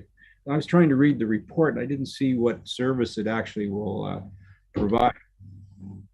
So it will provide wireless services. So that is cell phones and internet subscribers. That I was referring to was more for internet subscribers that kind of have to get that service, whereas cell phone subscribers will get that service without, kind of anyone in the area will notice an improvement in signal. Supplementary, if I may, is there a cap as to how many can actually use the tower, or is it unlimited?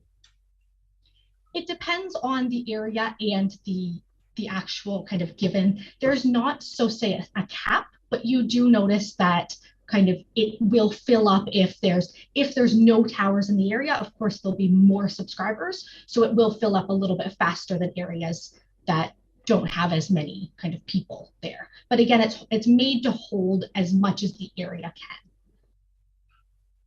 So Jeff McKay also has, Jeff McKay also has a little bit to add to that. He's a little bit more familiar. If you want to go ahead, Mr. McKay. I just wanted to add a couple of changes in the industry. So it used to be that we would have separate bands, separate facilities for broadband. For cell phone, we'd have CDMA or GSM or and HSPA and 2G, 3G, 4G. What's happened now is that all technologies are converging with 5G. So everything falls in under the 5G banner, which is your cell and your broadband, the whole package.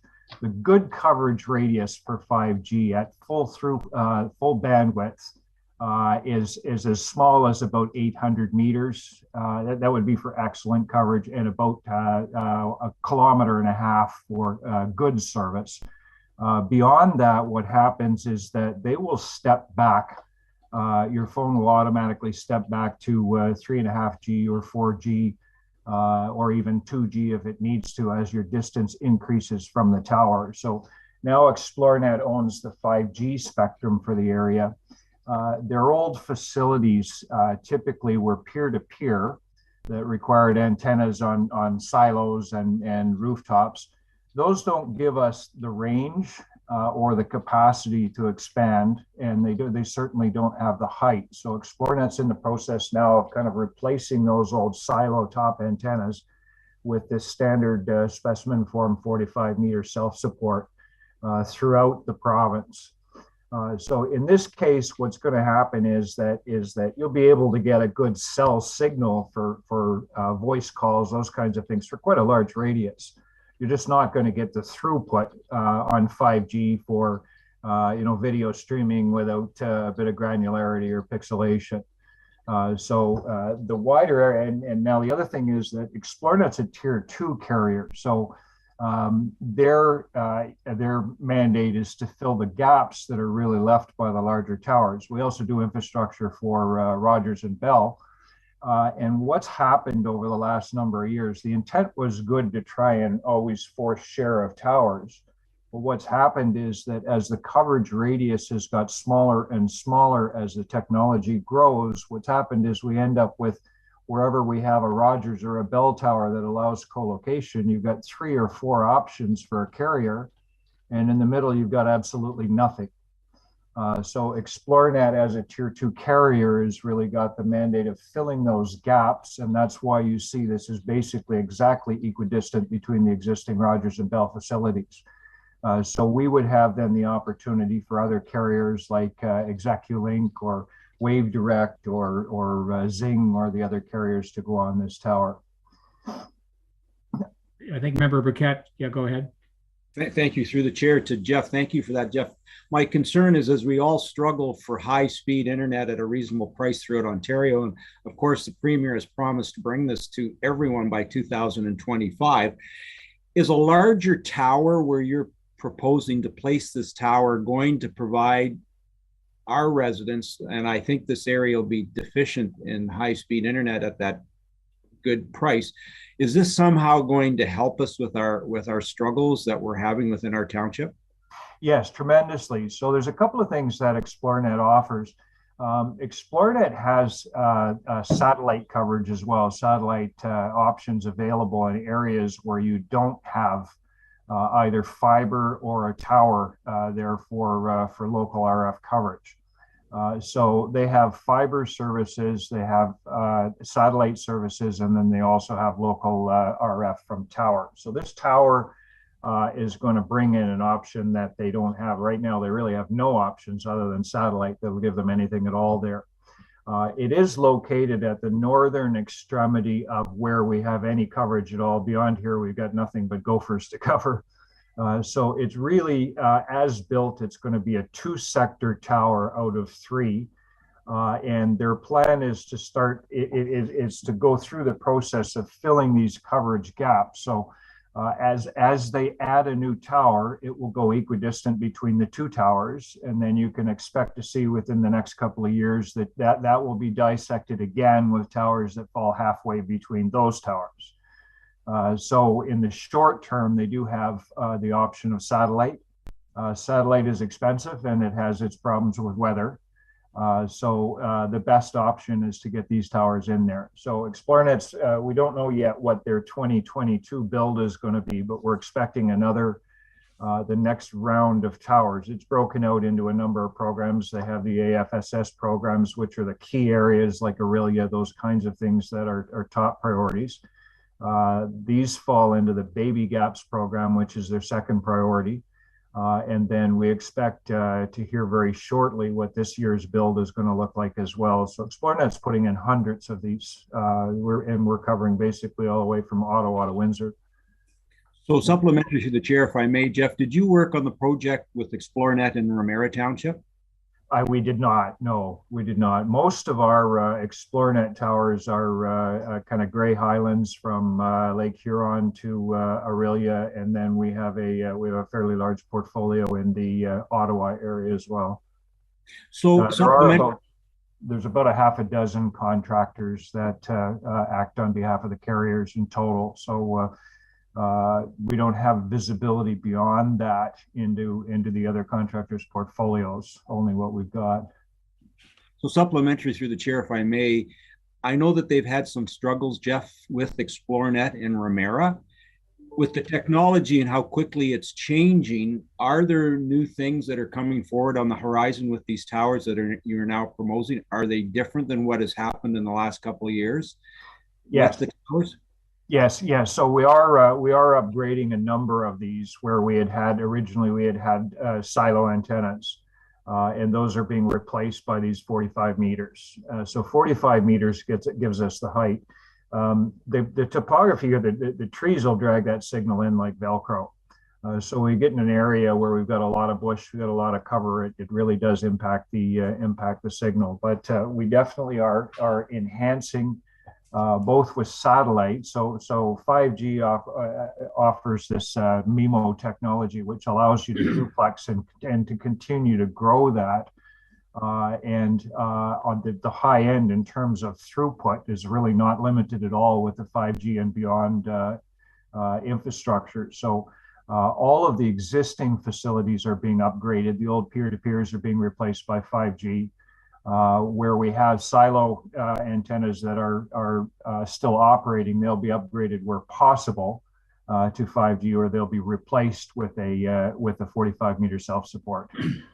Thank you. So they, all of the carriers have these mandates that every gap in the province is going to be filled within the next couple of years. In the eastern region, it's the EORN group that is promoting it, and there's 350 towers going out there. And in a lot of cases, these towers in the middle of nowhere with no apparent subscribers, and it doesn't look like there's much of a business case to it. And that's why there is no coverage here, is because there's really no business case for this to happen.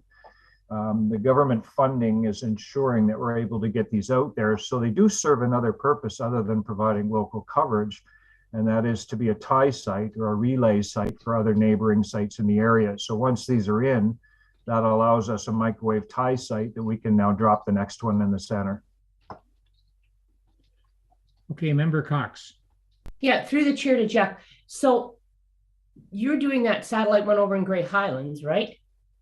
We're doing their wireless, not the wireless. Satellite. Okay. Yeah. I read. Okay. The other one I just wanted to know is do you foresee, or do you know if there's any more on the books for our area, or is Xplornet just sort of working with Rogers to figure out where they can go so that they can get in between, like on this one? They haven't announced their plans for 2022, so we don't have visibility into their planning department where these are going. So I do have peers that are also doing towers that are there. I'm not aware of what they are, but we will know.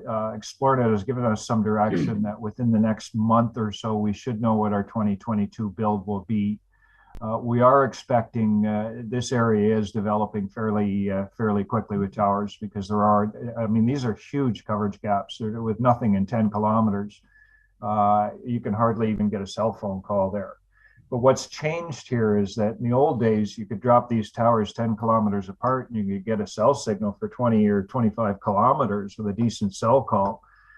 Now with 5G data and self-driving cars in the future in the 2-year horizon, like self-driving cars and coverage gaps are just a really scary thing. So there's an awful lot of infrastructure that needs to go in the next couple of years, and some of it will be Xplornet, so it'll be Rogers and Bell. They certainly have very aggressive plans, but some of it also will be additional carriers that will either co-locate on this or infill in the centers. Xplornet has kind of moved itself into the big player status with the acquisition of 5G spectrum this year. That's okay. Thank you. And supplemental, I know the ICON program's on, and I know that there'll be more development and more for the rural areas, which is wonderful. So if you ever have a chance to say anything, sort of kick in Severn. We have a lot of dead areas because we have a lot of rural areas, and we're so big. We certainly will, and there's always a cottage for us to stay at when we're working in the area. Well, and the biggest one is that so many people want to work from home, and we have a lot of seasonal people, and they can't come up to their cottage in 5G or high speed or Netflix or anything, and so it's becoming almost so it's just part of life, and you should have it. That's exactly it. And one of the things that we recognize is that we're in the largest transformational shift in history with the reversal of flow to the urban centers. Anecdotally, we're seeing these have become very hot commodities. Where a couple of years ago, they were nothing but something for the public to try and keep from being built. Now, all of a sudden, when the grandparents can't get a hold of the kids on Zoom, they can't run their business, they can't do anything here, and supply constraints and the supply management is almost entirely online. These have become absolutely essential.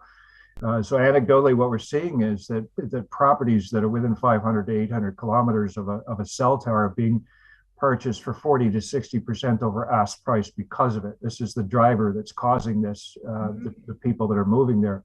I was out in Marmora Lakes just recently, and we've got cousins that have got cottages there. 2 years ago, you could buy 2 cottages for $150,000. Now a single 1-floor, 2-bedroom, non-winterized cottage is $1.2 million. And the reason for that is that there are 2 towers within 800 meters. Wow. So it's absolutely critical. Somebody who's buying a property and moving out of Brampton or Brantford or somewhere where they're tired of the drive and they're tired of the taxes and they're tired of all of the city stuff, they have no reason to buy a property that's got no internet. So it really has become absolutely critical for everybody, and we're gonna see extremely aggressive growth happening in all of the carriers over the next 2 to 3 years, such that 3 years from now we'll be ready for the Internet of Things.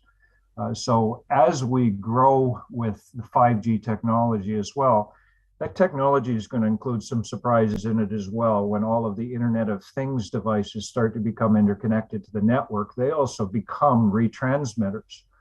You know, and we've got some just amazing technology in communications, as well as, you know, the EVs. The Tesla cars have the ability for bidirectional power, so they can actually be producing and putting power on the grid while they're actually running. They will also have the ability to relay signals and operate as 5G centers as they start to infill. So we'll see everything infill with small cells in the bigger centers, which would be typically a small CAN antenna on an existing hydro pole. But we'll also see other devices that come in that act to fill those gaps everywhere, such that we'll have signal everywhere. Well, thank you very much, because I know our residents can hardly wait. There's a lot of them to have some decent internet service. Thank you. For sure.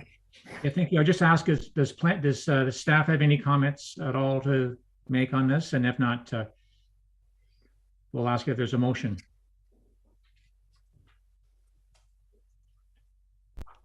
Okay, so the motion will read that the delegation from Ms. McKay, Mr. McKay, regarding the proposed Explorer Telecommunications Tower at 1515 Carleon Line be received for information. We have a mover there, please. Moved by Member Cox, second by Member Stevens. All in favor? And that's carried. Thank you very much. Have a good day. Okay, we'll move to section E, the consent agenda. If anyone, Member Dunlop. Yeah, you're on mute there. Nope, I'm okay now. Okay.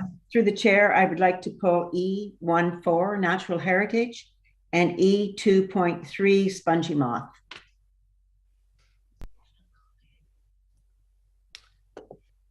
Okay, anyone else with consent agenda items? If not, Allison, you've got a motion for the approval of the agenda. I do. So the motion reads that the agenda be adopted, including consent items, with the exception of item numbers E1.4 and E2.3. Thank you. We have a mover, please. Moved by Member McIntyre, second by Member Dunlop. All in favor?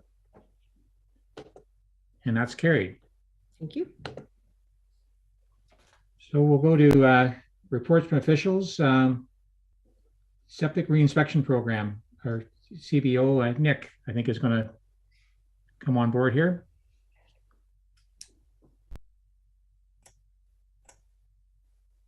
Good morning, Nick. Good morning. Thank you, Chair. Thank you, members of council, and thank you, members of the public. I will share my screen, and I'm sure if it does not show, someone will let me know. I'll do that. Okay. Yep, you're okay. Wonderful. Okay, so I'll start off by saying I know that the question came up regarding providing a report. And once some of our staff started consulting about this, we said, you know what, a picture might be worth 1,000 words. So maybe we were better off kind of providing War and Peace here and providing some visuals along the way. Sometimes by seeing what is there, you kind of get a good sense in terms of what we're seeing. So I'm going to break down the presentation into 5 different parts. I start off with the septic, because that question has come up a few times.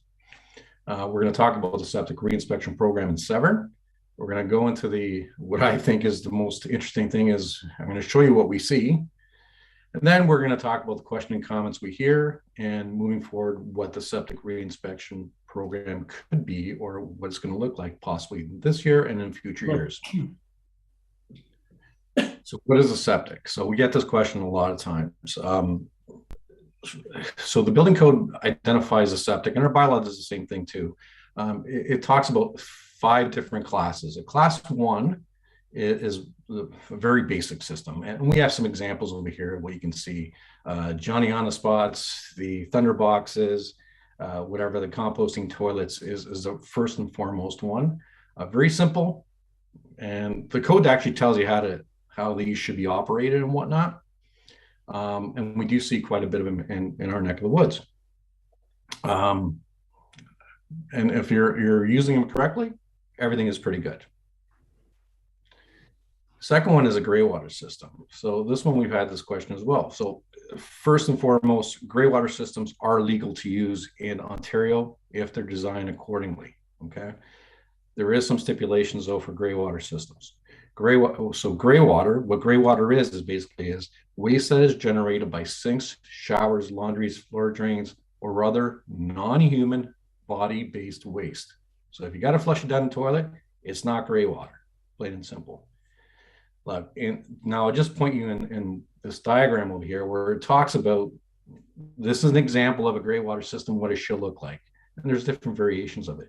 The key criteria on it is distance from high water table or bedrock, and the soil or the size of the opening on the sides, it has to be based on soil conditions which are seen in the area. So nice sandy soils, the openings or the side walls are going to be a little bit less required than if you have heavier soils, for instance. The Class 3 system is a cesspool, and this takes black water. So what's black water? Basically anything you flush down a toilet basically is black water. There's limitations in terms of what can go in there as well. Like it has a maximum flow that you have to do there. I'll be honest with you, I have never seen a cesspool being asked for. I think by the time you were issued a permit for a cesspool, but I know Jeff is on the line as my muscle here, and I'm sure he'll tell me otherwise, or if we ever have issued a permit for a cesspool, but it's not very common that you see cesspools being asked for. The most common one is a Class 4 system. So these are where you have 3 main components on it. You got the septic tank, you got your distribution pipe, and we don't forget about the soil cover on top of it. Now I'll kind of get into that a little bit more, the importance of the soil cover on top and what you should and should not do and what we're seeing. But those are the 3 primary components of a Class 4 system, also called leaching bed, filter bed, trench bed, probably a few other different names for them as well. The tank, very simple. Waste comes in, you flush the toilet, 4 liters of waste comes in, 4 liters of waste go out. So 2 compartments in a Class 4 system. And what happens is that I always say that there's a chemical reaction that occurs over here because we have bacteria that's generated in the tank. I like to call them munchies. You got the good munchies, the good bacteria, and you got the bad munchies, the bad bacteria. The good munchies will decompose the material, and break down the bad stuff so that it can go into your leaching bed for it to be disposed in the soil. About 30 to 50% of the actual treatment of sewage is actually done in the tank. Heavy solids go on the bottom or settle down to the bottom, and scum and whatnot goes on the top. The building code says that once the heavy solids and scum exceeds 1/3 of the capacity of this tank, that's the time for it to be required, without a doubt, pump it out, okay? We typically say anywhere from around 3 to 5 years is probably a good exercise for you to pump it out. Sometimes more, sometimes less. Since 2007, effluent filters have been the norm. So this is what an effluent filter is. It's that blue thing here on top. It's a plastic piece. You would pull it out, you would hose it down, and you put it back in there. And what happens is it just kind of allows, it picks up little particulates that would otherwise be going out to your distribution pipe. Most people forget about this altogether. I can tell you when we did the septic reinspection in my past history, if you ask people, are you cleaning this out at least once or twice a year? I didn't even know I had it, is usually what I hear. I always say, this is kind of where you want to call your brother-in-law you don't like and tell him to give you a hand cleaning this out. And it's important for one to do that. The other part of the leaching bed, or the leaching bed now, is that the other part of the treatment. And that's where the remainder of the treatment actually occurs. So while we think that everything kind of goes down the ground, it actually doesn't. It kind of goes up as well through evaporation as well. So that's why sometimes you will see us making comments regarding don't park on your septic bed. And we did see that. So this was a septic reinspection program I did in my previous life. And during the course of my reinspection, when I was there, I see tire tracks on top of this septic bed. So knock on the door. Hey, do you mind coming over here and taking a look at this? Oh, I never do this. I never do this. No, it's a trailer. I just had to do it one time. But I can tell you, I found so much evidence that this had been going on for such a long time. It was unbelievable. When we looked a little bit more, we actually saw in the aerial imaging through GIS county mapping, it was starting to show signs of problems. So this was a situation where we were probably going to see the septic system failing and probably outbreaking occurring within the next couple of years. We also have treatment units. So some of us see Waterloo biofilters, EcoFlow systems. These are trainings for different types of treatment units. And this is just an advanced level of treatment. And what happens is after the tank, it might go into this other magic box, like I like to call it, where you get some additional treatment before it actually goes out to the distribution pipes. This polishes the effluent, which is the waste product. So it becomes a lot more easier for it to dissipate into the ground. Holding tanks. Excuse me 1 second here. Thank you. Okay, holding tanks. What is a holding tank? It's kind of what the name implies. All the waste gets held into this big chamber. And then you have to get your haulage contractor to haul that waste out. I always say an individual who has a holding tank is probably the person who has the most knowledge of water conservation there is. You learn, turn the water off when you're brushing your teeth. Don't let it run, or you're shaving. You learn little things like this because this has an infinite number of capacity. In the code today, it says a holding tank for residential property has to be a minimum of 2,000 gallons. So when that tank gets full, hopefully an alarm goes off, you're calling up a septic haulage contractor, you're calling that person up, they're coming out, they're pumping it out. You're going to have to provide your check in the amount of 300, 400, I've seen $600 actually for hauling out a holding tank or pumping out a holding tank. And you do it all over again. With residential properties, holding tanks should be able to hold around 7 days capacity. Okay. But like I said, holding tank individuals have a tendency of being probably the wisest when it comes down to water conservation there is, or you hope they are. There was a question regarding when are you allowed a holding tank?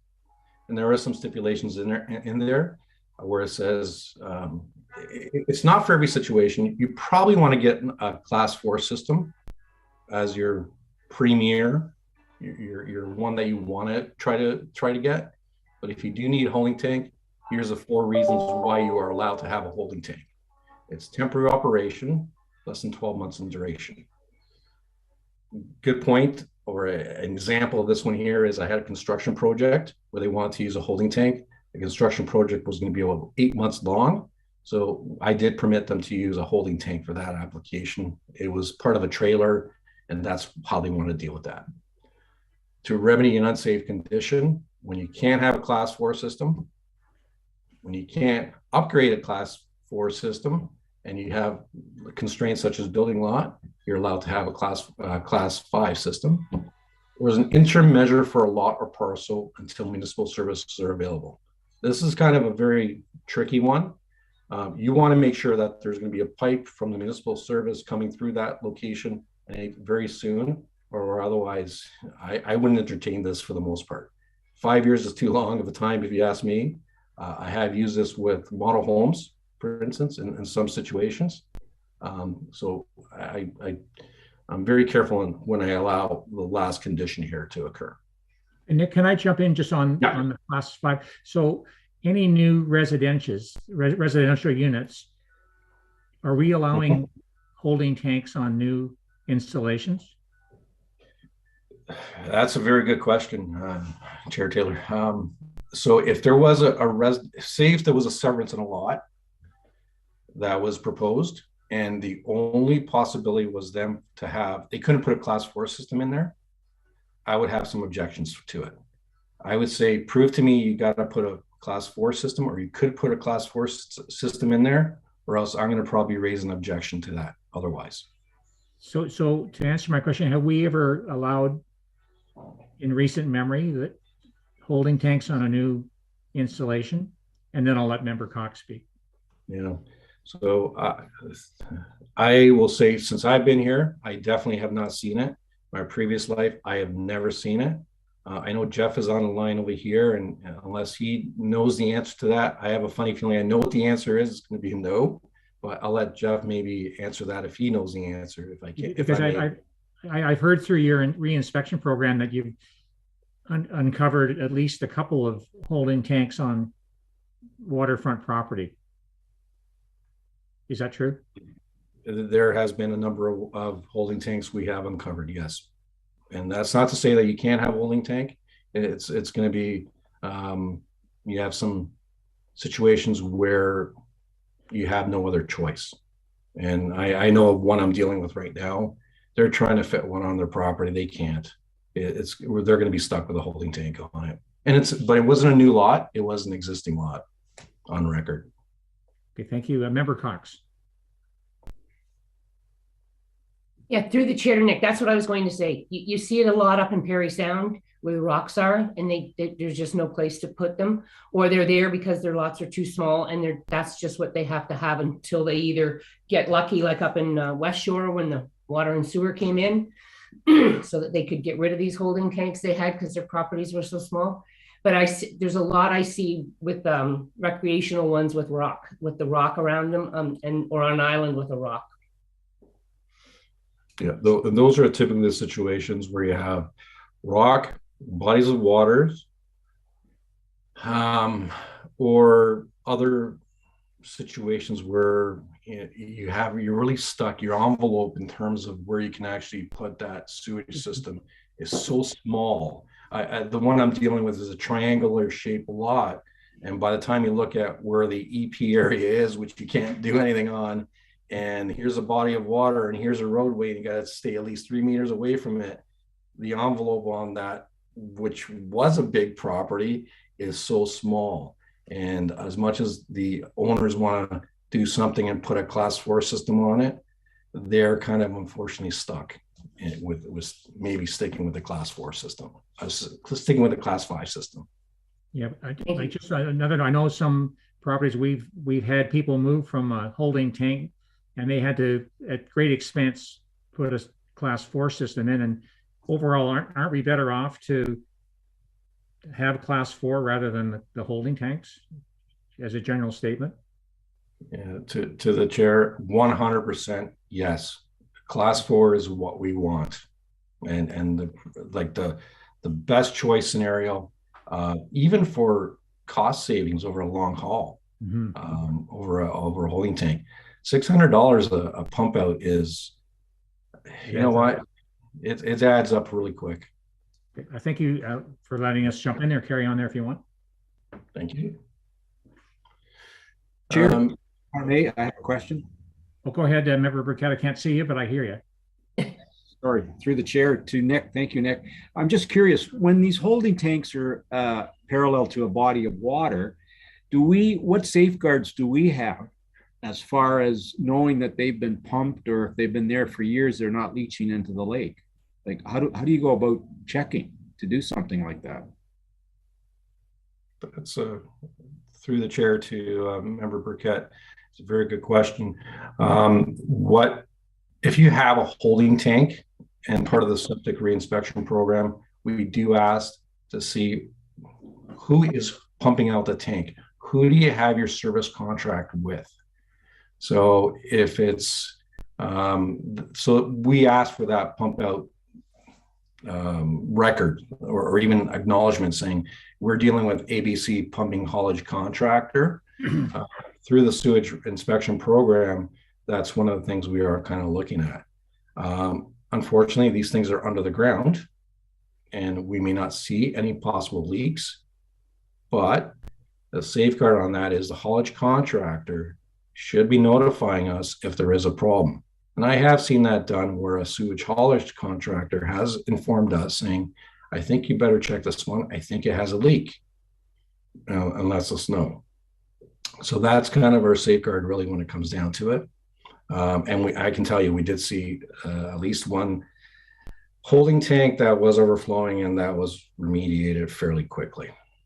So supplementary, if I may, through the chair to Nick, if the property has a holding tank, and I noticed in your presentation, if it's seasonal, it's allowed, but if their property has ample space to put in a number 4 bed, is that something you have the authority to make them do?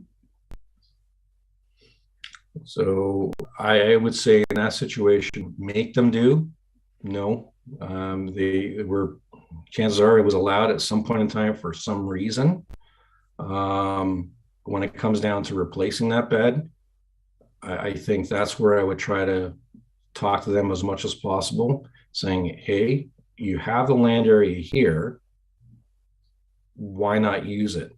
If they came in there and asked to replace that septic or that holding tank, I'm going to go through the exercise with them. It says, show me why you can't put a class 4 in here. And it's almost like a reverse design, whereas you're saying to that person, it says, look, I think you got the space here. Show me you can't put one here. That's the only way I'm really going to allow you to put a class 5 system in here. So it's reverse design, I guess, if you want to call it that.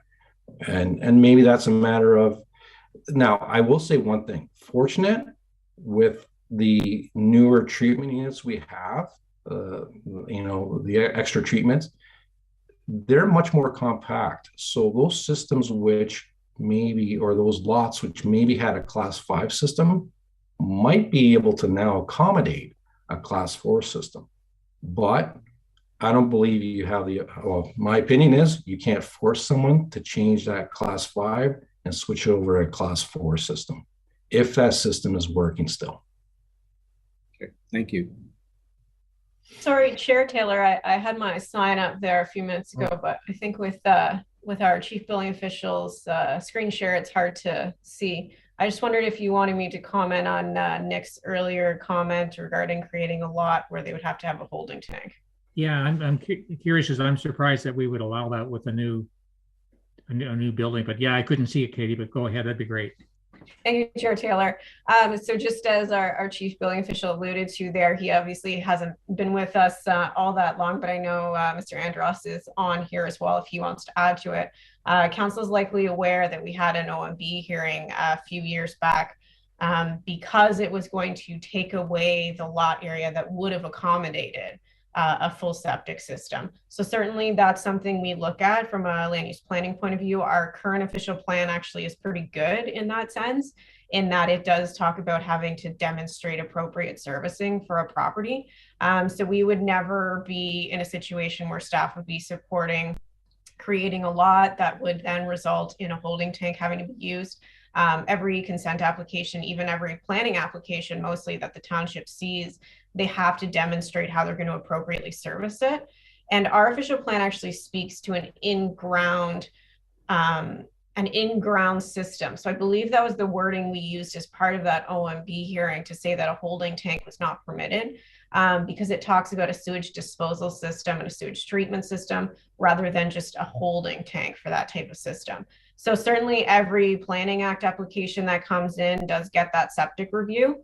And as the chief building official was saying just now about the opportunity to replace holding tanks, We could use a planning act process to try and force someone's hand on that. For example, if someone came in and they only had a holding tank and they wanted to build an addition to their cottage, for example, we could try and use that planning act process to have them put in a regular septic system, whereas the building code maybe would not force it. An addition is probably a bad example. Nick would probably tell me that that would be grounds for having to put in a real system.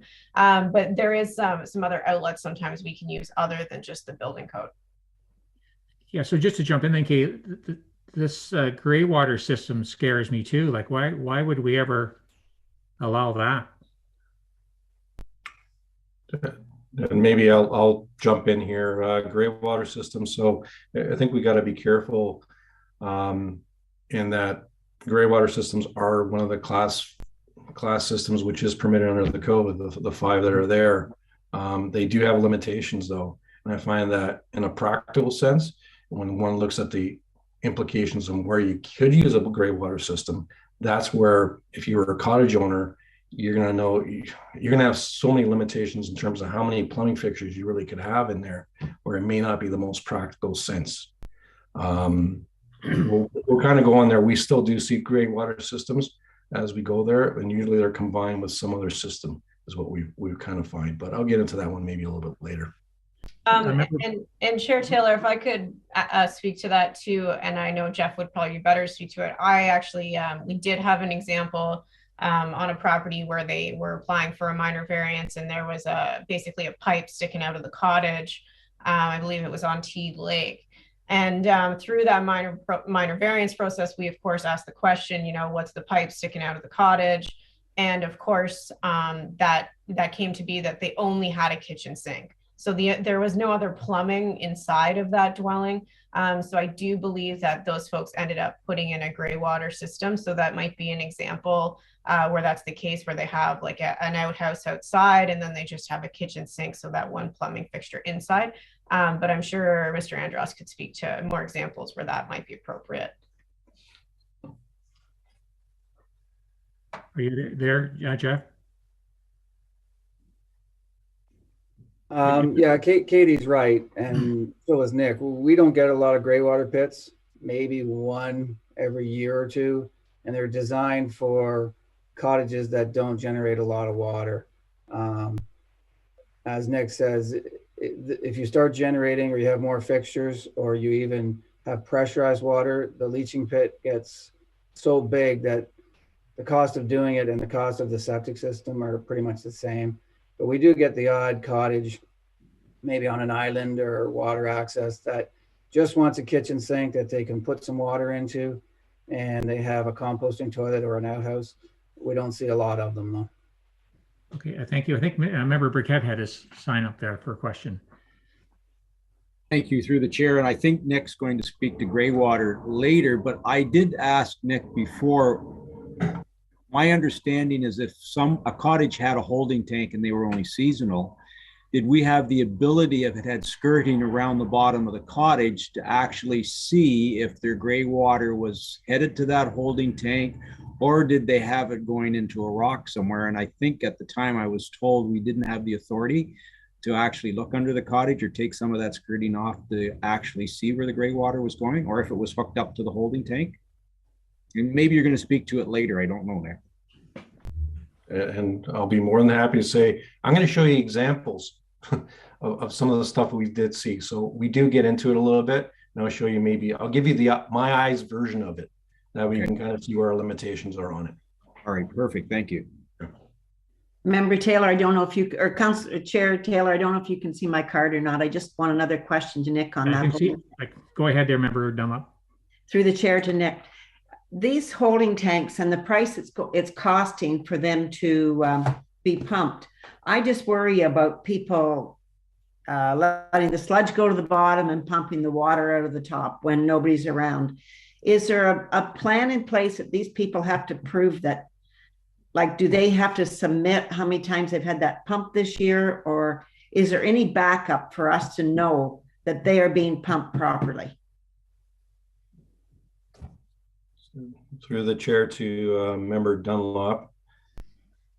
So under the code, when a holding tank goes in, we are supposed to be asking for, and we do get a record of who is pumping out, who's got the service contract. Solid haulage contractor, ABC Pumping Services. Under the code, it also says that if that haulage contractor is told to leave, is unable to provide the service, or basically stops servicing that property, they are supposed to be advising us. Have I seen it done in the past? Very, very rarely has it ever happened. But maybe once or twice it has happened. And usually I can tell you it's because someone hasn't got paid, and that there's a bit of a retaliation on that end of it. But we do ask as part of the program, says, okay, who's hauling it? And get some idea in terms of who's doing it at that point. Could it possibly happen? Yeah, absolutely. It could very well happen.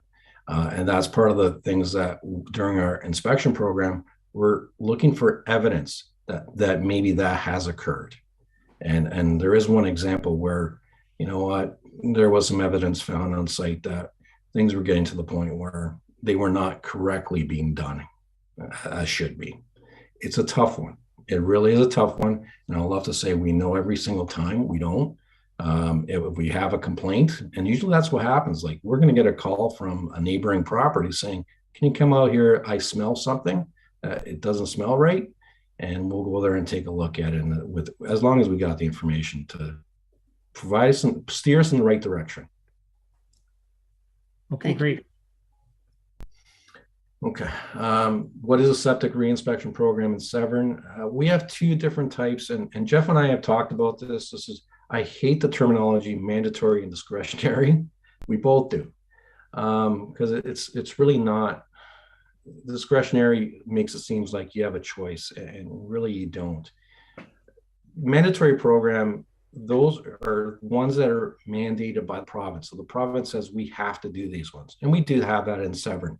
In Severn, we deal with source water protection through the Clean Water Act. So certain areas in the township where you're kind of taking water and distributing into a water system for other residents, we have to inspect high risk elements of those properties. One of the high risk elements within a certain boundary of these municipal wellheads or water intake zones is sewage systems. So if you're within that boundary, every 5 years, we're looking at the sewage systems that may be on these properties. So we have the mandatory program. Discretionary is we have a choice.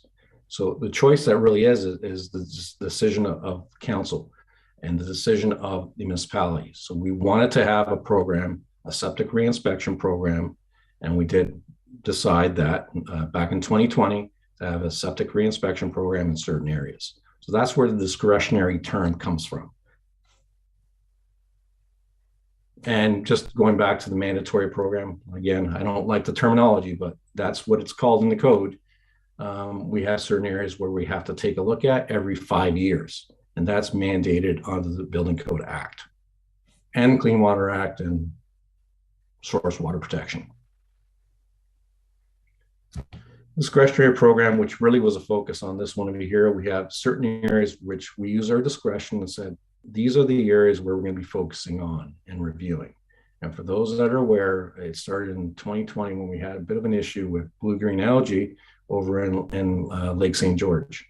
And because of that, we started with the septic reinspection program, and that's where we are today with it. We're kind of cycling through the areas which are here, and every 5 years under a bylaw, we're going to be going back in and having another look again. And that's kind of just another general look in terms of our schedule. For the most part, we try to cluster them as quick or as closely as possible. We're going to have some juggling around in 2023 and 2024 where we're going to be going from one end of the township to the other, unfortunately, but that's the way it is. And we try to get it to the point where we're just getting approximately 450 inspections done a year, or up to 450 inspections done a year.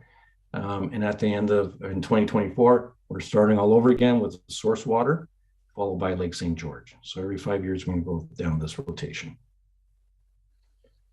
steps of the program. The program is a year round, really, when you think of it for staff. We start off in the winter by identifying the properties, and we've done that part. And now I would say we're right around here with the updating records and ownership info. And that is looking at what building permits we've issued. Maybe there's been a couple of septics in the areas where we're looking at this year. Look at the ownership information. Ownerships change all the time, and we have to update those records.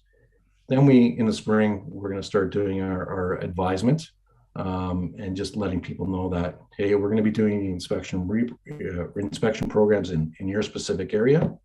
And then we do the inspections, which probably will be summer. My guess is probably end of June, and then we'll probably do it throughout the summer and into probably the fall. And then we do the notification to owners if we have deficiencies. And hopefully we don't have any, but unfortunately we do. I'll let the member Dunlop speak. And anyone has a question, please ask now, anytime. Through the chair to Nick. So the other one, notify owner if it's deficient. So I've had 3 questions asked to me. Saw the inspector out there. We've got our invoice. We pay, we're going to pay our bill, but we don't know how good it was or what's going to happen. So are we going to notify them with the invoice to say, everything's great, we'll see you in 4 or 5 years? Yeah, and that was actually one of the questions that has come up quite a bit, I will say. And I don't know what happened. I don't know what you saw. And I can tell you, there's been a few of them that have contacted myself and Jeff as well, and saying, can I get a copy of my report? And we'll provide it to them. We have no problem providing a copy of the report. I will say that the report that we have right now was written not with the intention of providing to the property owner. It is a little bit more technical in nature than we like. And I think moving forward, we are going to be revamping that to get to the point where future versions of it are going to be a little bit more get to the point. They don't need to know the technical aspects of it. They just want to know what was wrong with it, if there was a problem, or if everything was good. Everything looked good, and maybe give them a thumbs up saying, hey, you're good. So right now we are doing it if they're requesting it. And I'll actually, my next slide, I think, is a report which we actually do fill out. And I'll kind of show you what I'm talking about. And but we definitely have to revamp that so it's a little bit easier to read and put like that. And I know this is the first time the invoices have gone out in that, but I feel that the 3 people that showed me their invoices and they're like, well, what's going on here? I would feel the same if I knew that you'd been in and then I get an invoice and I'm like, well, how good is this? Or what did you find? So I think it would help. It would, and they didn't have a problem. They said, we don't have a problem paying this. We just like to know the findings. So that's what I would be interested in seeing going forward. Thanks, Nick. You're welcome. And through the chair to Member Dunlop.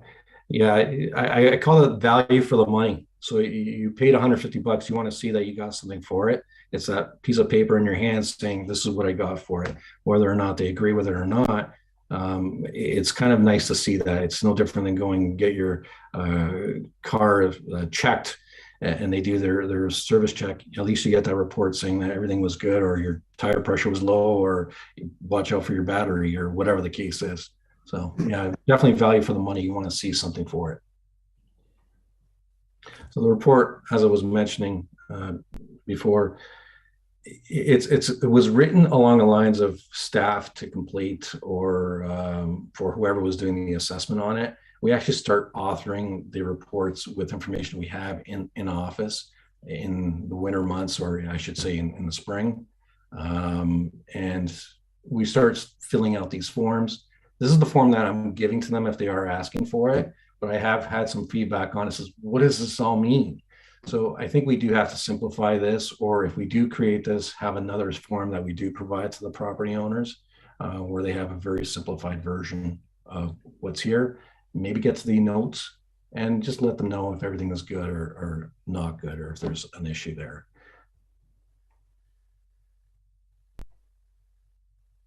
Okay. Excuse me? Yeah, go Sorry, ahead. I don't know if Mark can see me or not. Yeah. Through the chair to Nick, I quite like this one, and I only like it because that is something that I would like to keep on file. And if I ever was going to sell my house or anything was ever going to happen, then I would have this information. Because it clearly states everything that anybody would ever ask me. That's just my personal opinion. Yep. Thank you. Yeah, thank you very much as well, through the chair. That's good to know. I've had a couple that I sent out, and there was a few of them that came back to me saying it's a little bit much. You didn't know how to read it, and this is just an example. And I think we'll probably clean this up a little bit more. But you are right. I've heard the terminology or that aspect of it as well. I can use it as a selling feature of it. I think we'll have to be very careful if we do that. We'll have to put a little bit of additional clauses. It's not intended for as an inspection for that purpose, but it's definitely something we can work on for sure. Okay, thank you. So what we did see, so when we did Lake St. George, we initially had 87 properties to start off with. We got 71 that were inspected, and 26 required some follow-up on it, of which only 2, fortunately, were only considered high risk. That's not so bad, and I believe those 2 have been remediated fairly quickly. There is going to be a differentiation between, a discrepancy between the properties initially started with those that actually are inspected. And that could be either one of a couple of reasons. A, we didn't get to it, or we ran out of time. It could be that they were Ministry of the Environment systems, so they're large enough that we actually don't have jurisdiction on. Or it could be that they were new systems and they actually were less than 2 years old, and perhaps that they weren't part of the program, because we do have a 2-year exemption clause in our bylaw. Or it can mean that they had treatment units and their records were up to date. So in McLean Lake last year, Little Lake and Gloucester Pool started off with 462. We got out to about 351. We had 51 we had to do follow-up letters with, and finally we had 27 deficiency letters sent out. The interesting thing about it, 11 of them showed signs of what would be considered high-risk failures. And so this is my disclaimer, okay? My apologies just before lunch. Oh, lovely, I just timed that perfectly. So my apologies, you may want to turn away. I did clean this up so it's not too offensive to those. I will say one thing before we do it. This is my diplomatic statement. The slides which you see here may be in Severn. They may not be in Severn. They do represent some of the items we have seen. The other part of it too is, don't necessarily think that what you're seeing here is a problem. It means we are investigating further. And I am saying that because I don't want neighboring properties to think that their neighbor has a problem on it if they recognize some of the structures or things which are seen here. We are investigating it. It's not necessarily anything wrong, but these are some of the things that we're seeing. Some of them you're going to figure out, yeah, we got a problem. Outhouses. We had a number of outhouses. Let's see here. So 11 of the systems that we have seen, 11 of the problem or the 27 deficiency letters had a class 4 or 5 system in addition to one of these other class 1, class 2, or class 3 systems. So they were doing it in duplicity with one of these other systems. So with outhouses, we found a number of them that were very low in the ground, or their distance to the water table was very shallow, to say the least. So whatever is going down is getting into the water table really, really quickly. I don't have the picture of it. I didn't want to show it. But on the backside of, it's not these ones, but there was one outhouse. It was wide open. And if you took one wrong step, you don't even want to know what you're going to be stepping in, a big hole. And that would not have been fun for anyone. That's one of the reasons why we don't do it right in the dead of winter as well. So, and these are some of the things we're looking at. We're looking at where it's located on the property, good ventilation, making sure things work, the ground floor.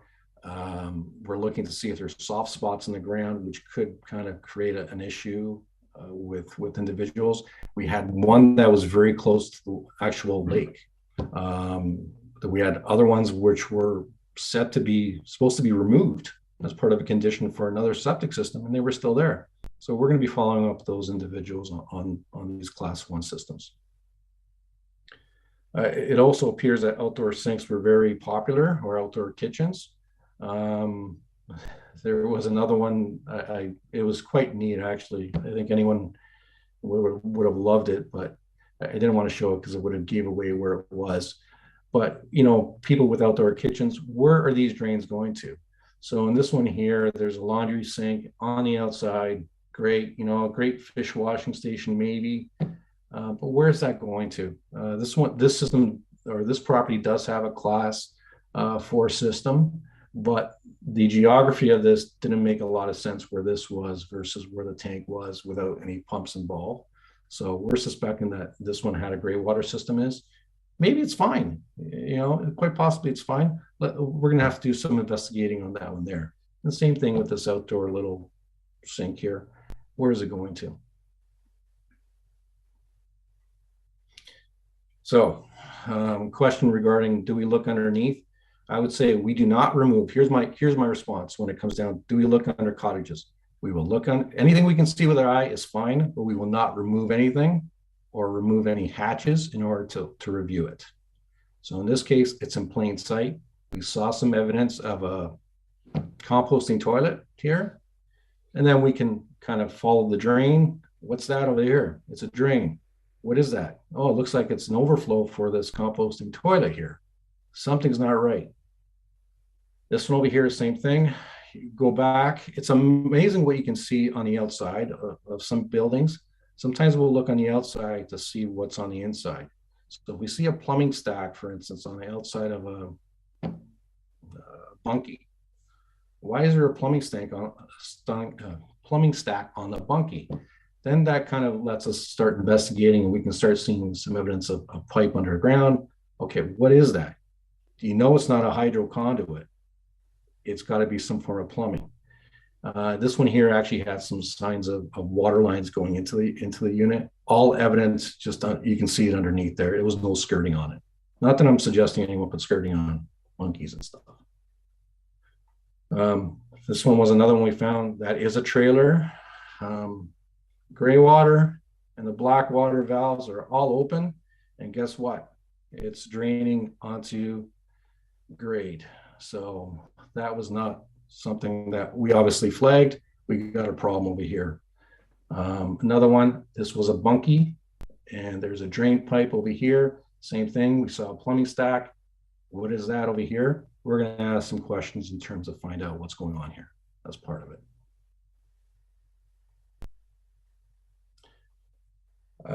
This one over here is, I've never seen anything quite like this before, honestly.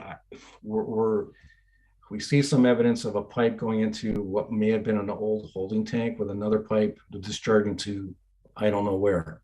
So again, this is going to be a question where we can see this from underneath, you know, just, we didn't have to remove any skirting. There was nothing, we can see it directly outside. We see some kind of water line going into here. We're just kind of filling the blanks based on what we see. So we obviously contacted the property owner on this one here, and we'll find out what we can about this over here. This one was a steel drum or steel tank. We always have a steel tank. There's a bit more to the story on this one over here, and if you ever want to come to my office, I'll tell you the full story on that one. It gets kind of humorous, but this one over here had an overflow valve, and it went out to a ditch that there's a black ABS pipe, and went out to a ditch, and it was quite something. And this one here, the property owner was home and did allow us access to remove the lids and the hatch. And actually, the property owner was really good on this one here. They were actually very helpful, and they wanted to get down to the system. They didn't know what they had. Class 4 system that has a whole bunch of stuff on it. I'm not going to say what this is over here, just to make sure that the individual is not identified. But the septic bed is just in this area here. So basically this storage of material is on top of the septic bed.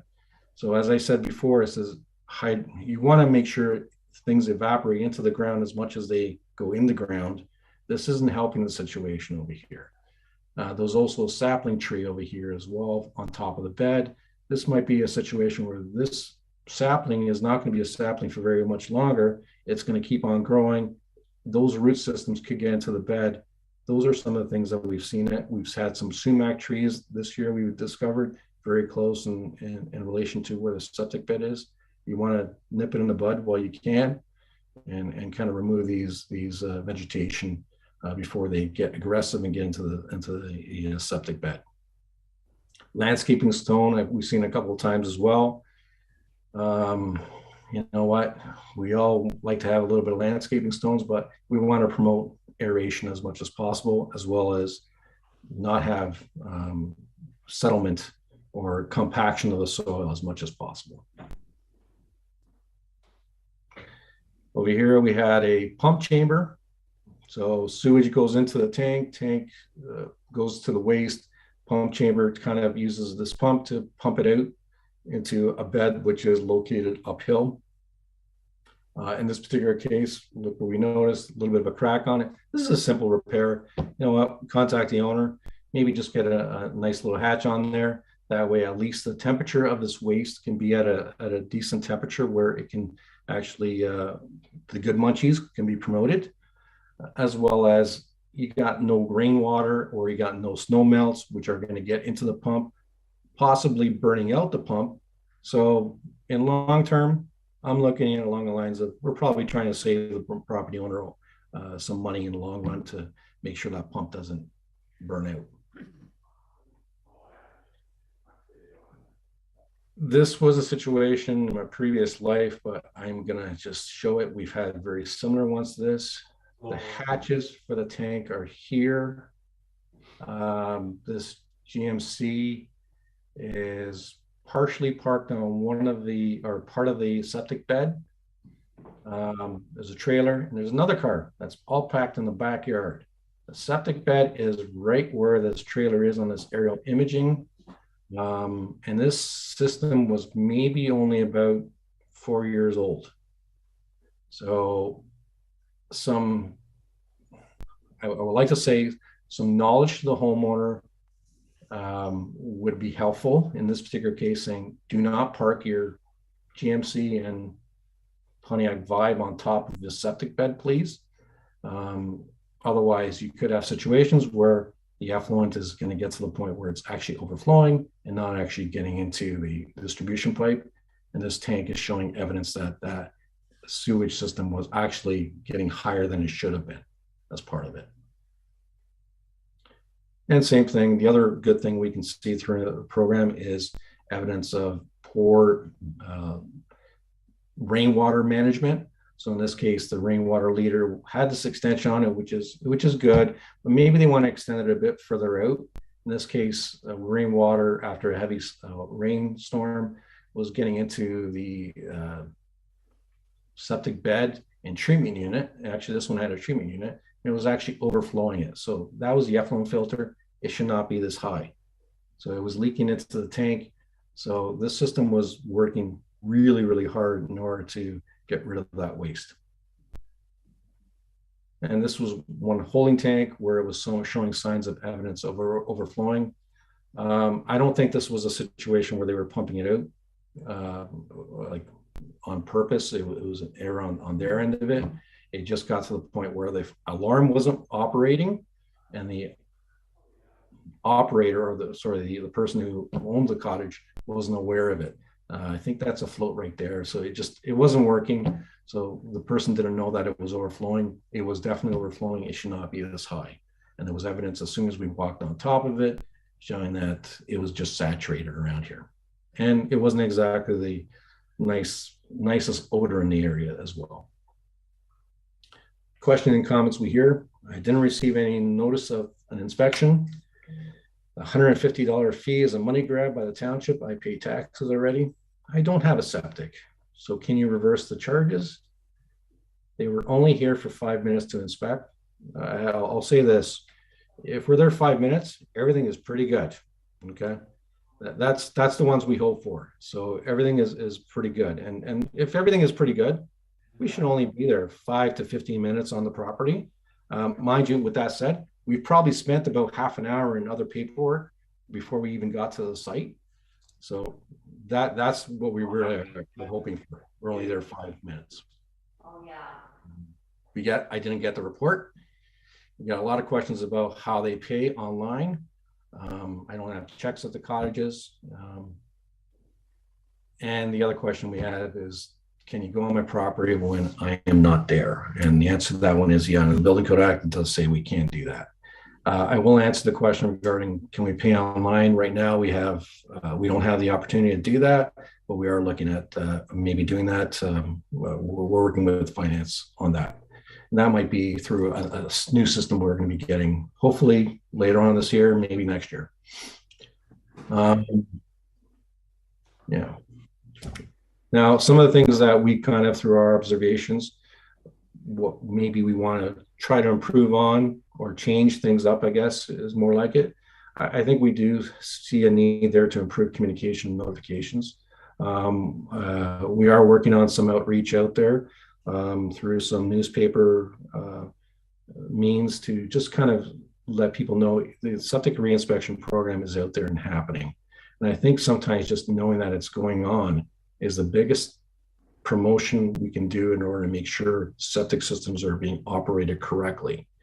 I think we can use our social media. We have our mail outs as well. I think we have to really improve our mail outs. Maybe put some stuff in our tax bill, and whether that be general or even targeted. And I think that's the best thing we can do, really promote our outreach out there and get out there so that individuals know what's going on. One of the other things, provide answers to questions to reduce calls. Now, one of the other things in discussion with our septic inspector was that maybe we should be doing adding the questions you're going to ask before you ask in our communications out there. And I think we are going to be working on doing that as part of it. So getting why are we doing it? Here's how here's what the fee is going to be, what it's paying for, and what you're going to get. Next steps as part of it.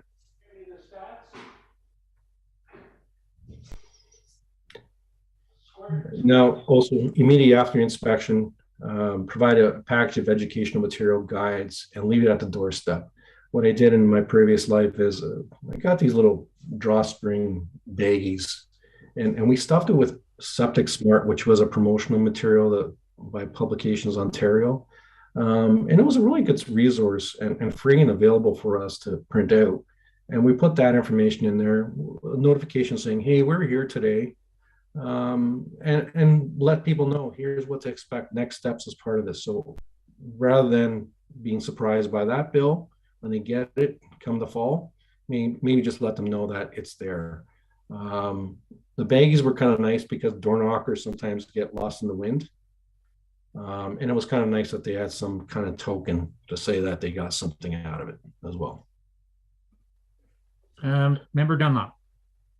Through the chair to Nick, I think that is really a good idea. And I know it's our first year and we're learning, and you've got a lot of ideas you brought with you, but I think people just want to be acknowledged. And if there is some information that, like you said, one guy said, we don't even have a septic tank. People that get to know this, I think it's going to go forward. And I also think if I was a neighbor and I knew this was going on and I knew there was a smell coming from the next door neighbor, it would encourage me to give you a call. So I think all of this education is super, Nick. Thanks. Member Burkett and then Member Cox. Thank you. Through the chair to Nick, I think that's a great idea as well. In the package, does it explain why we need to protect our environment and what a faulty septic does do to maybe our water table or neighboring neighbors? Is it part of that package, or is that something we can add to it?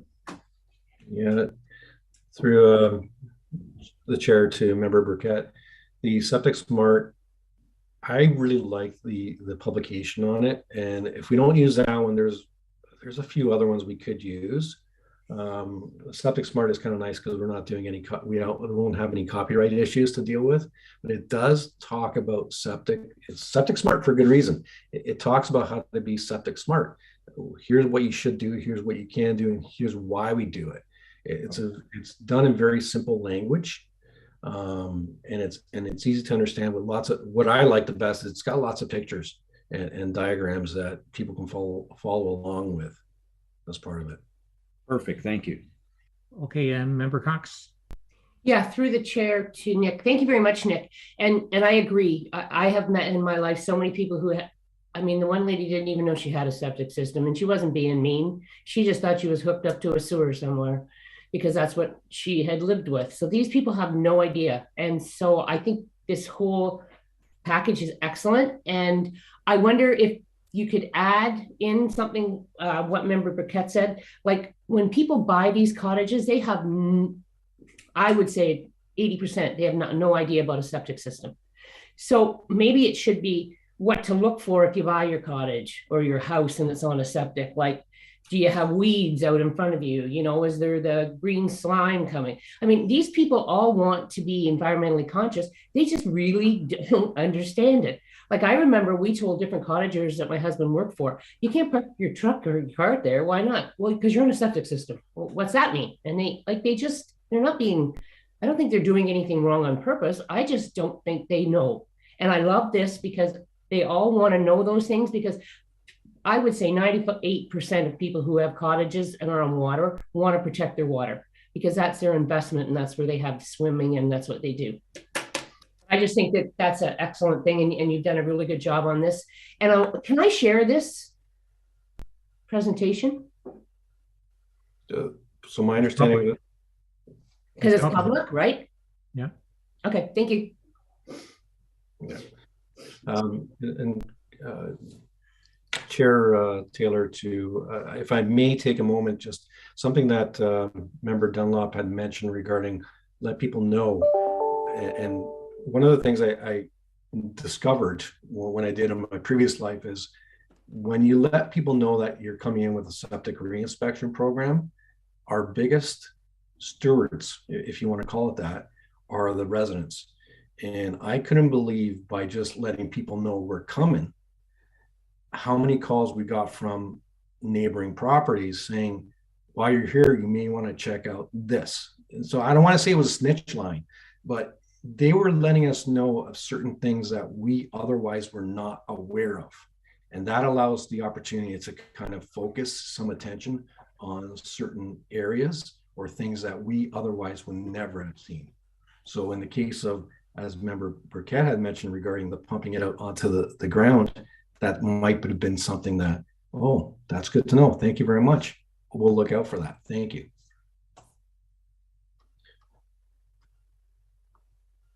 Yeah. Sorry, I'll get back to my presentation if that's okay. Yep. Perfect. You're rolling right along. Yeah. Simplify the forms. Yeah, I think we're going to try to simplify the form so it's a little bit more easier to read. We'll take a look at that. I did take some comments back regarding maybe we use the same form. And if we know what we're putting out to the public, I think that is going to mean our audience is going to change. So we'll take a look at that and see what might work out best and what can we work with what we have in place. The other thing we got to still figure out is we are getting a little bit behind in terms of our program. This year was probably a very good example of why we might be behind. Island properties. So we did have a few island properties we couldn't get access to. So we're going to have to do a little bit of a catch up. Probably I'm thinking in 2004 or maybe 2005 and figure out how we're going to do that. And like I mentioned before, we're going to be looking at examining payment options in the future with some new software we're looking at. And that is it. I thank you very much for your time. And I'll pass it. Chair, we're all yours. Okay, if you want to just unshare that, and then I'll let the committee have any questions. Member Dunlop is first here. So through the chair to Nick, when you're talking about payment options, I don't know where you went. Oh, there you are. Would adding it to the tax bill for some people work, or can they ask that? Can they say, gee, I can't pay it right now. Could you add it to my tax bill? Maybe that should be to Andrew. Andrew Plunkett is, I think he's there. Anyway, it was just an option. I wanted to know if it was possible. Oh, there you are, Andrew. Through the chair. It's not actually one of the items we can add to the tax bill fairly easily. We have given the odd resident the opportunity to pay it onto their tax account and transferred it to the correct spot. We're trying to avoid that, but we do hope to have the new finance system in by the end of the year, and it should have considerable more payment options for our residents. That should help. Thanks, Andrew. Yeah, just one thing. My comments are that it's good news, bad news. It's bad news you found some high risk areas, but the good news is you corrected. So we're in a proactive measure here, and that's what it's all about. So this is a good program. Okay, if there's any other comments, if I have a motion there, Allison. Thank you again, Nick, for the PowerPoint. Thank you. Thank you. So the motion reads that the presentation from Mr. Nick Ippolito, Chief Building Official, regarding the septic reinspection program be received for information. Yeah, we have a mover there, please. Moved by member Besworth, second by member Stevens. All in favor? And that's carried. We okay we'll carry on then. We'll go into new business. A verbal report from Deputy Mayor Dunlop. Request for reports. Member Dunlop? Yep, I was just unmuting there through the chair. So I had two reports that I was going to ask for staff reports. One being the Fessenden side road. What's being done with correcting that ditch coming down? I don't know if it's coming from MTO, but if Derek can look at that and get back to me or the council, whatever, I'd appreciate that. The second one was we were told last fall there was mold in the portable at the arena, and I wanted to know what's being done with that. Has it been rectified? So anyway, if I guess that's Derek also, if he can get back to us on that, I would appreciate those two things. Thank you. Okay, so staff will require direction from council. So if council wants to see reports on that, otherwise, I don't know if there's staff around that can just speak to the matter. Do we want to just ask for a staff report? Do you have a motion for that? Okay. Member Betzworth? You're on mute there, John.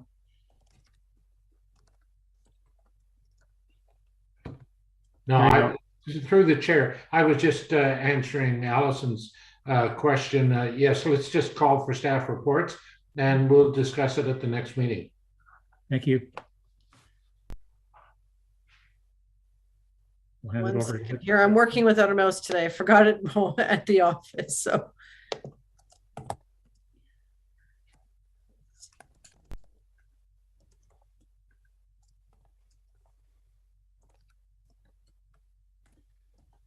Okay, so the motion just reads that staff reports be provided on the Fessenden side road drainage ditch matter, as well as the mold in the arena portable.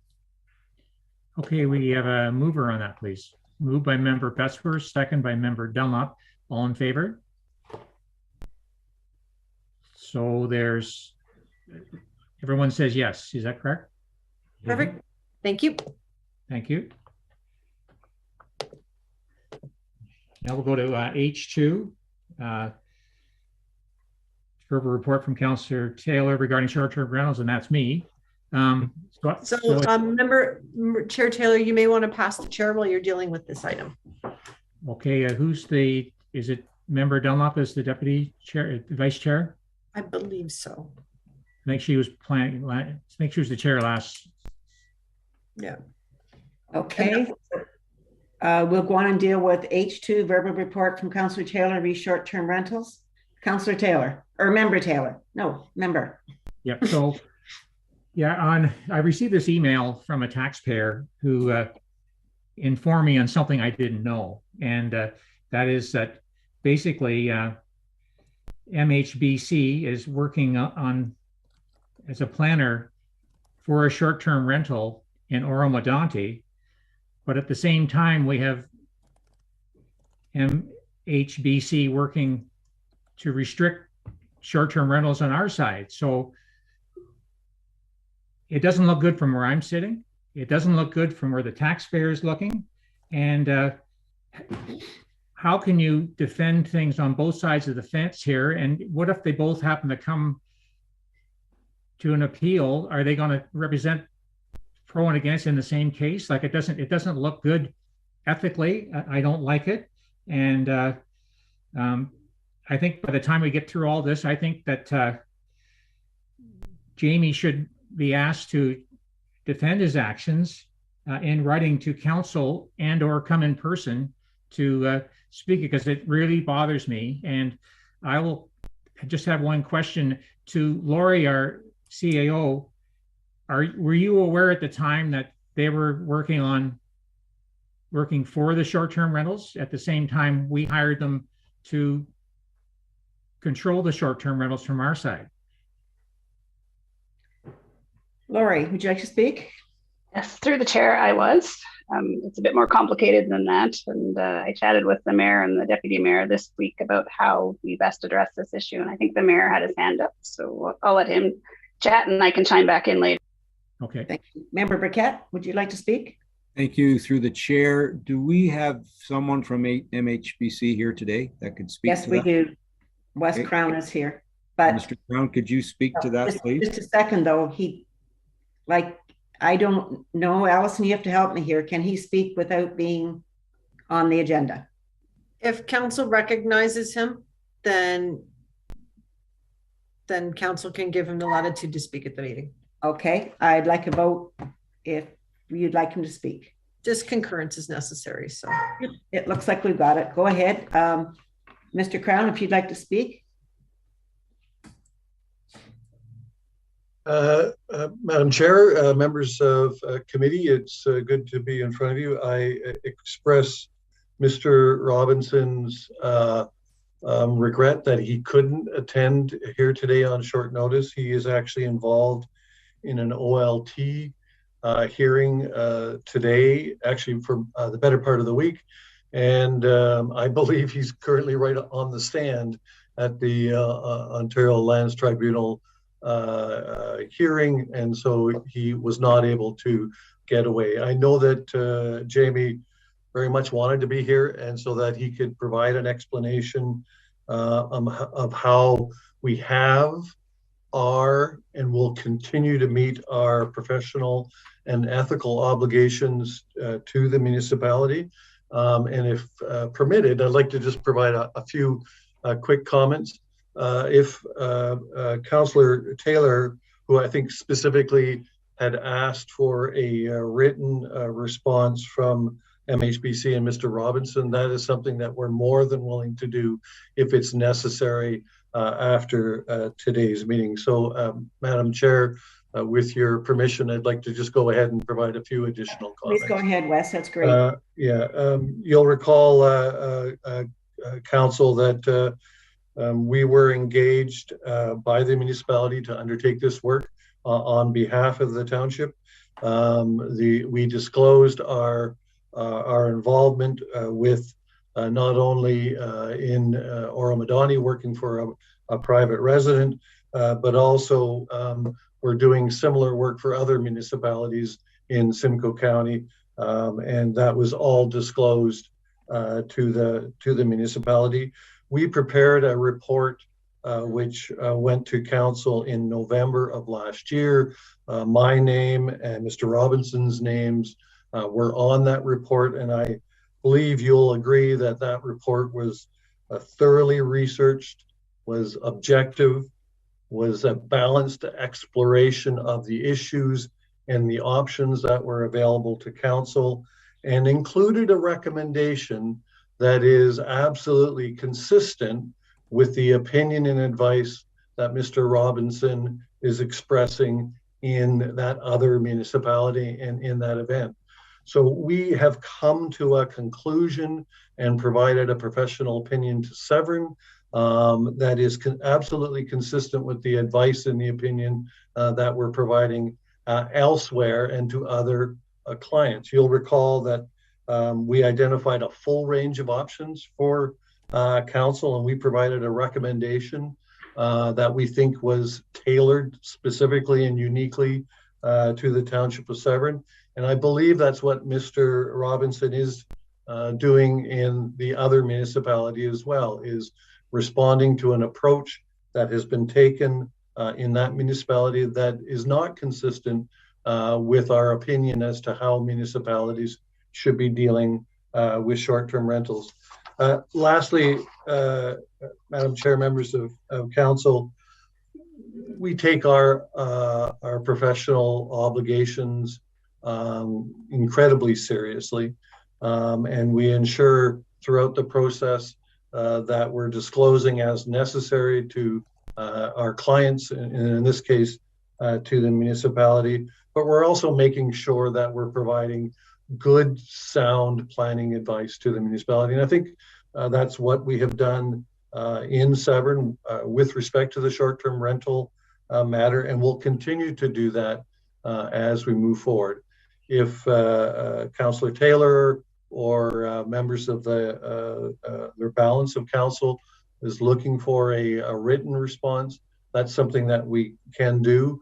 But we're absolutely confident that with a full understanding of the matter, council will agree that we have done nothing but provide good, sound, and solid professional planning advice to the municipality.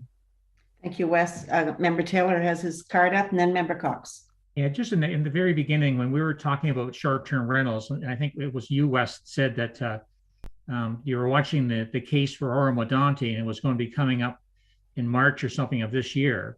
And then you had made a comment that the case looked very weak on their behalf. But I had no idea that your company was representing the short-term rentals there. Like, I think we didn't have full disclosure of what was going on there. And I think in all fairness, writing is a good thing for Jamie, but I would like to see if Jamie would come and appear in front of council so we all can have questions to ask him. I think it's far too important, and we have to be transparent, and he should come to council. Does the CIO want to speak here before we go on to? Just if I could respond quickly, Madam Chair. Go ahead.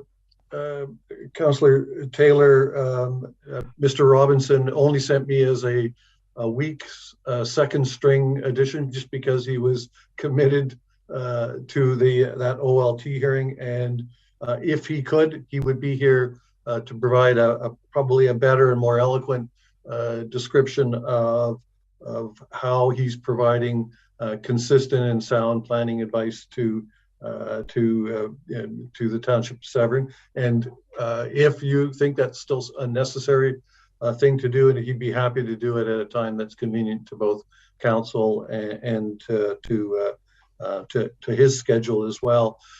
You'll recall I did mention that in the presentation that we were following both the Oromodanti matter and the City of Ottawa appeals, because they both had a potential to impact a municipality's ability to both regulate it under a zoning bylaw and a licensing bylaw. In the case of Ottawa, they've restricted short-term rentals to owner-occupied units only, which is the subject of that appeal.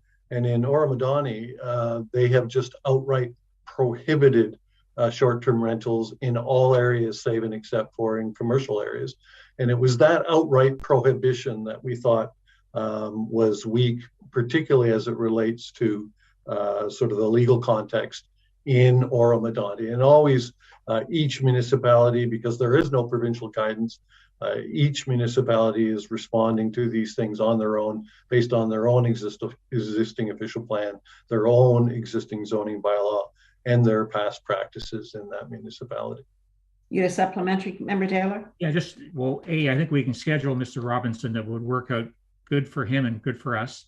And then number two, a hypothetical question to you, Wes, that say this short-term rental from Oromodanti moved into Severn, and through whatever reason, they're appealing something that we're doing from our side, but at the same time, you work for the township. How does that weigh out? Like, how can you do, like, it's at least it's arm's length to Oromadante, but it could theoretically happen in our own township. Like, it doesn't, it looks, back to the septic reinspection program, this thing stinks. So Wes, I don't know whether we want Lori to speak for a second. She's sure. And then we'll come back to you. Lori. Thank you. Thank you, through the chair. First of all, Wes is definitely not second string. He's worked both on the municipal side and in the private sector, so he knows this better than anyone. To answer Councillor Taylor, that couldn't happen unless council passed a bylaw prohibiting short-term rentals, but it's not unheard of that councils do that, don't take their planner's advice, and you have to hire an outside planner. That happened in Georgian Bay all the time, so that's not unusual. But just to put it in perspective for you, we started down the short-term rental review with Greg Corbett, and Greg's opinion was exactly the same as Jamie's and Wes's, that you can't arbitrarily prohibit short-term rentals in residential neighborhoods. So their opinion is consistent. It's also consistent with Katie and Andrea as our internal planners, and it's also consistent with a legal opinion that we've gotten. So what they've provided to us was very fulsome and very consistent with all of the other advice. There was nothing new here. And Wes can correct me if I'm wrong, but I think working on the resident side in Oro, all Jamie is saying is you can regulate it through licensing, the same as, but we don't believe you can zone it. So same opinion that he gave here, not a different opinion, which I think is important. Okay, it was Member Cox, Member Burkett, and then Member Bettesworth.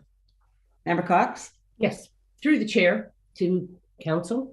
To planning committee. I fully respect what Wes has said, and I totally agree. They're a professional company. They have good ethics. We have never seen anything else from this company ever. And I have no problem with what we have been told, and I concur with what the CAO has just said. So I feel that, Wes, you have come here and explained this, and I had no problem first, but I'm very happy that you explained it. And I see no need to bring Jamie Robinson in to explain it because it's already been done. But thank you very much. Member Burkett. Thank you, through the chair. So following up on what Member Cox has said, and no disrespect to Member Taylor, both Mr. Crown and Mr. Robinson are professionals. We've known Jamie for years. He runs his own company. I doubt very much he would do anything to harm what he has taken so long to build. We had one resident that had a formal complaint. Mr. Crown has come forward and explained, as the Madam CAO has as well. I'm comfortable with both their explanation and how it's unfolded. And I don't see any merit in having Mr. Robinson come forward to try and defend what he's done a good job with. Thank you. Member Bettesworth. Thank you. Through the chair, I just have one question for Wes, or perhaps our CAO. And you started your presentation, Wes, with the thing that we fully disclosed. I can concur with Member Taylor. I didn't know anything about that. And I would ask you the question, on our side, who did you disclose to? Wes or Lori, whoever wants to speak. Lori, you got your hand up? Yeah, that would be Andrea and I. We talk to them all the time about what files they're working on elsewhere, and they have a conflict of interest process that they go through before they take new files. Okay, Wes, do you have any comment? Just to confirm, that was the process that we used at the time. We disclosed to the municipality, and I'm reasonably confident that if a private sector short-term rental owner approached us about doing work in Severn Township, we would say no. Okay, so we are elected officials and we work for our residents. And if our residents ask us a question, we have to get to the bottom of it. You had some written information, Wes. Could you send it to the members of council? Madam Chair, certainly that either myself or Mr. Robinson will do that. I'm not sure it's going to happen today because Mr. Robinson would want to see it, I think, before it goes out the door. And I think he's not done his hearing until likely tomorrow, I believe. But I can work with him to get it to council as quickly as possible. Yeah, that's, you know, when you can, that'd be great. Okay, any other questions? Member Taylor.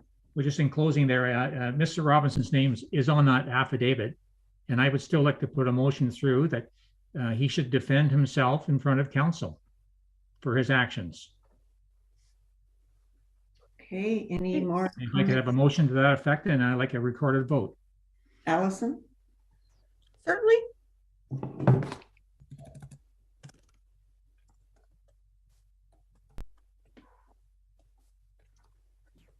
I apologize for the dog barking in the back if you can hear it. Okay, so the motion to read that Mr. Jamie Robinson, MHBC, be requested to provide a written response and clarification as to his involvement with short-term rentals and appear before committee at a future meeting. I'll move in a second.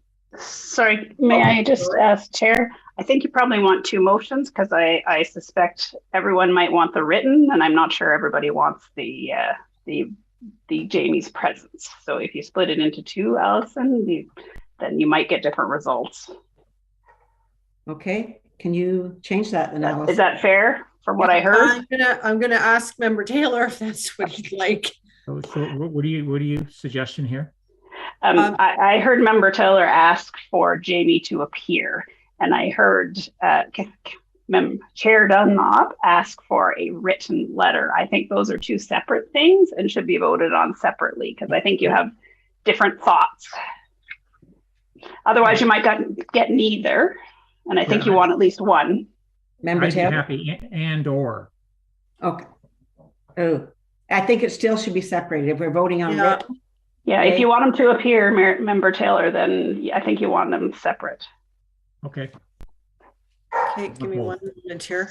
Start with the written one, Allison. Yeah, give me 1 moment here.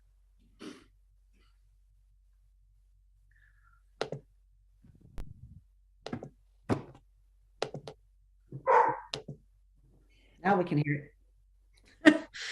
And he's one floor down.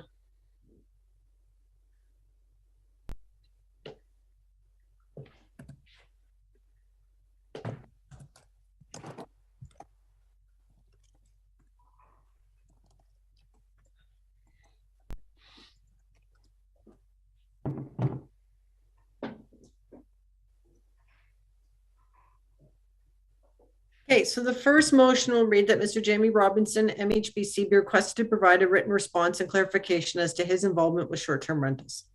Could I ask for a recorded vote as well, please? Absolutely. This is the letter, right? Sorry, the dog barked. I missed it. It's a written Yes, one. this is just the written response and clarification. I need a mover and a seconder. Member Taylor and Member McIntyre. All in favor? This is for written one. Give me 1 moment here because I can't see your vote. So Put your signs it's a recorded vote, Madam Chair. So I need to call the vote. So sorry. Give me 1 moment here. I'm just kind of bouncing screens. So okay, so motion requested by Councillor Taylor. So Councillor Taylor, for or against? For. Wait, sorry, Allison, could you, this is for, we are voting for a written report. So the motion reads that Mr. Jamie Robinson, MHBC, be requested to provide a written response and clarification as to his involvement with short-term rentals. Okay, thank you. I just want to make sure we're clear. Yeah. So Councillor Taylor, it was for? Yes. Okay.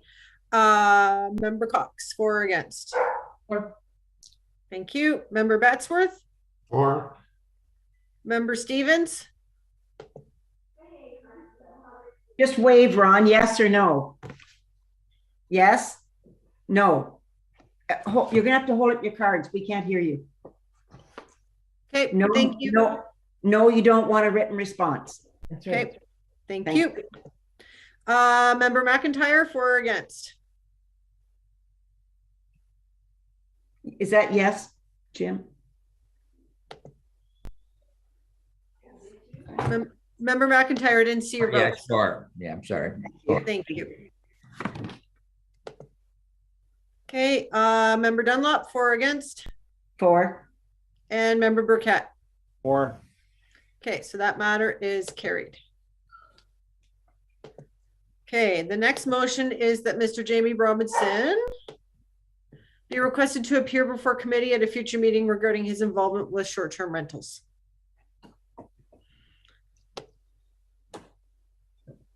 And Member Taylor, did you want this as recorded vote again? Yes, absolutely. Okay. And I just need a mover and a seconder. Mover and seconder, moved by Member Taylor, seconded by Member Becksworth. Okay. Member Taylor, for or against? For. Okay. Member Cox, for or against? Against. Okay. Member Stevens, for or against? He's against. Thank you. Member McIntyre, for or against? Against. Okay. Member Batsworth, for or against? For. Okay. Member Burkett, for or against? Against. And Member Dunlop, for or against? No. Okay. Matters lost. Okay, Wes, you're going to get Jamie to get a letter for us and you're going to email it to us, right? That's absolutely correct, Madam Chair. We'll get that to you as quickly as possible. And again, thank you for the permission to speak today. Thanks, and thanks for coming.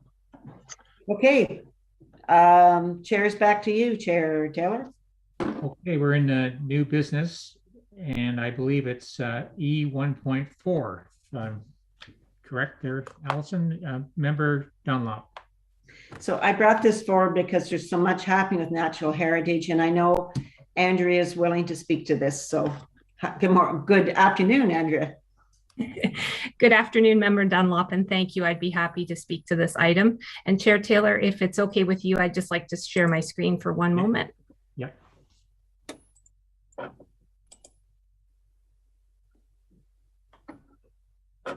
I hope you can see this okay. We've got it, Andrea. Okay, excellent. Thank you.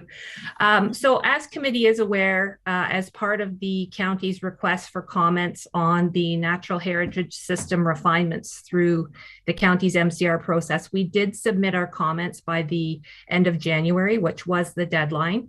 And we did this with the assistance of MHBC Planning as they are working on our official plan with us. And so the memo that goes with the map that's on your screen here is what was submitted to the county, and we had recommended specific areas for removal from the natural heritage system. Right now, the green covers about 84% of our municipality, more or less. So we had recommended that prime agricultural lands had be excluded, as well as existing approved developments. And this includes draft plan of subdivisions as well. So those developers that are still working through their conditions, but they haven't quite achieved a subdivision agreement and final approval yet. We also recommended that existing shoreline communities be removed. At this scale, it's a bit difficult to see, but I can zoom in a little bit later here to show you some of the shoreline areas we recommend that they be excluded. Also licensed pits and quarries, the south of Division Road secondary plan area shown in the hatching at the south end of our municipality, and as well as any other areas within the township that are already designated for development. So that was the submission that we made. To date, we have not received an individual response from the county as a result of our submission, but Member Dunlop kindly shared with us the February 8th memo released from the County of Simcoe to their Municipal Comprehensive Review, or MCR review distribution list. And based upon that memo, it looks like they're sticking with the original 4 criteria for refining the natural heritage system that the province has provided. So the province has said there are 4 situations where areas can be refined within the NHS. One would be if it's an obvious mapping error just due to the mapping program used. We could certainly correct that. The second would be if the natural heritage system, say, divided a wetland in half, then you could add more land to the natural heritage system to include the entire wetland. And then there are 2 situations where lands can be removed. The first is where if there is an obvious area that's already being developed, we can certainly have that removed. And also small islands or isolated portions of the natural heritage system that don't form linkages to the greater NHS system. The county has, in their own opinion, added a 5th criteria that they're willing to look at, and that is registered plans of subdivision. So that's where the subdivision agreement is already in place. The plan of subdivision has been registered and the lots are already created. Again, the distinction here is that's at the end of the process. That doesn't include the draft plan of subdivisions that we are recommending in the township's comments. So at this point in time, as part of the municipal comprehensive review at the county level, they will be implementing their recommendations through a future official plan amendment or official plan amendments. There could be more than one. If they do not take into account the comments that we've provided to date, we're hopeful that they will at least contain provisions that allow municipalities, their lower tier municipalities, as the experts, the ones that know what's on the ground at a local level, to be able to refine the natural heritage system further through our new official plan.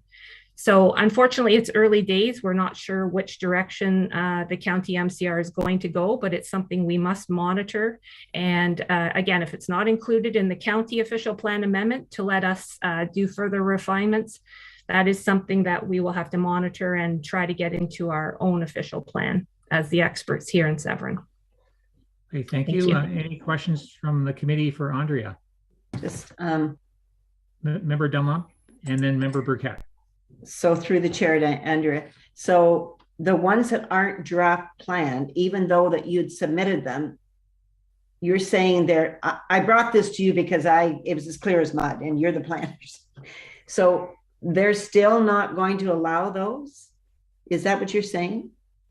If I may, through you, Chair Taylor, to Member Dunlop, you are correct.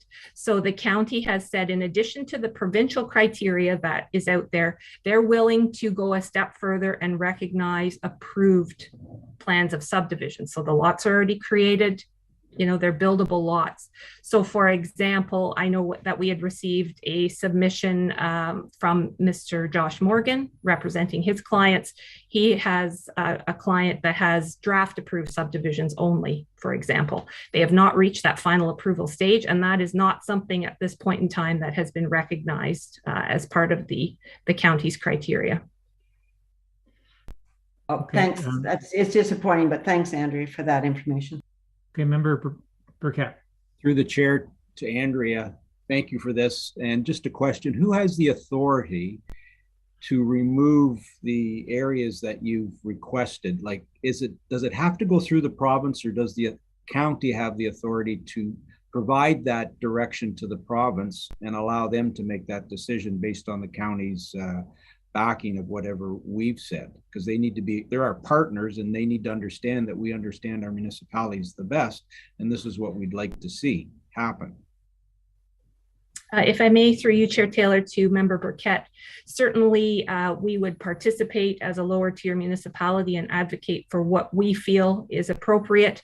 The county is our partner. However, it is ultimately the province who approves official plan amendments at the county level. So the ultimate decision maker will be the province. I know the county has continuous dialogue with them so that we work more so in a team fashion now to try to avoid any adversarial steps at the end of the process, but ultimately the province will be the one to approve or not approve their OPAs as part of the MCR.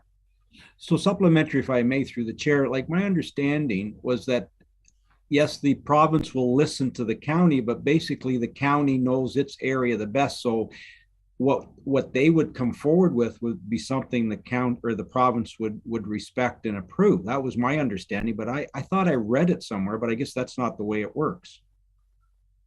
If I may, Chair Taylor, if I could just add another point there. So certainly the county is constantly working with the province on this MCR process, and we hope that they're listening to the requests of the county and what the county hears from the lower tiers. At this point in time, the province has those 4 criteria. The county has recommended the 5th criteria on their own, and perhaps they will be willing to recommend more criteria. We just haven't heard that at this point in time. Okay, thank you very much. Okay, Member Dunlop, and you're on mute. Through Member Taylor to Andrea. Have you dealt or talked to any of the other planners and the other municipalities that are having the same problem? Like, we know there's a subdivision, they haven't got to draft plan yet, but we need help getting that approved. Have you talked to anybody that has this problem? If I may, Chair Taylor, through you to Member Dunlop, I'm just trying to think. I don't think there were any specific examples in terms of municipalities. Those that share the same type of shoreline areas as us certainly have had challenges with the 30-meter vegetative protection zone to the water. But in terms of the overall system, I think everybody's trying to muddle through and kind of just see what it means to them in terms of active applications. We haven't had an opportunity to have a county planners meeting in a little bit of time just due to COVID and that sort of thing. But I know there's municipalities out there that are concerned, certainly the ones with shoreline areas. Yeah, we certainly can't be the only municipality in this trouble. So yeah, if we could all speak as one and at the county, it may help. Okay, I think Member Cox has a sign up. Yeah, through the chair to Andrea. But Andrea, it isn't just the draft proposals, it's all the other ones, the prime agricultural, the license pits and all those things on there that there's a lot more to this than just draft subdivision approvals. There's like 5 or 6 more things. So I'm sure other municipalities all have the same issue. We just have to, Anyway, that's just what I wanted. Thank you. Andrea, I have a question. I know like subdivisions that are on the books are going to be okay. What about lots, like rural lots that are already severed and ready to go? Is the intent is to freeze them, or if they're already buildable now, are they buildable in the future? Thank you for your question, Chair Taylor. I think the easiest way to look at it is that if you can develop within your existing zoning rights and you don't require any other applications under the Planning Act, such as site plan approval, that sort of thing. So if you're just coming in, you can work with your existing zoning on your rural lot and all you need is a building permit, then you can continue. It's whenever you need some type of minor variance or zoning amendment, that sort of thing, you have to be evaluated under the growth plan, which includes that natural heritage system. Okay, that answers a lot of questions. Thank you. Okay, any other questions for Andrea? And if not, if we have a motion to receive as information, Allison? Yes, so the motion reads that correspondence from the Director of Planning and Development regarding proposed refinements to the natural heritage system be received for information. We have a mover there, moved by Member Dunlop, seconded by Member Stevens. All in favor? And that is carried. Perfect. Then we'll go to E2.3. I think Member Dunlop had pulled this one. So through the chair, I don't know who this should go to, but that information that came through from Severn Sound was great. I think this package needs to go on our website. There was, I've read everything I could possibly read on this. And the one thing that they brought forward that I didn't know, what these moths have laid eggs under our trees now. And we've got to be leery of that in the spring to watch that as they mature into worms, that we get rid of them. But it's just, and the other thing I noticed that they don't talk about in that is spruce and pine trees. They talk about oak and everything else, but they don't even mention spruce trees and pine trees, how bad they are. they're the ones that they're gone. Once they're gone, they're out of here.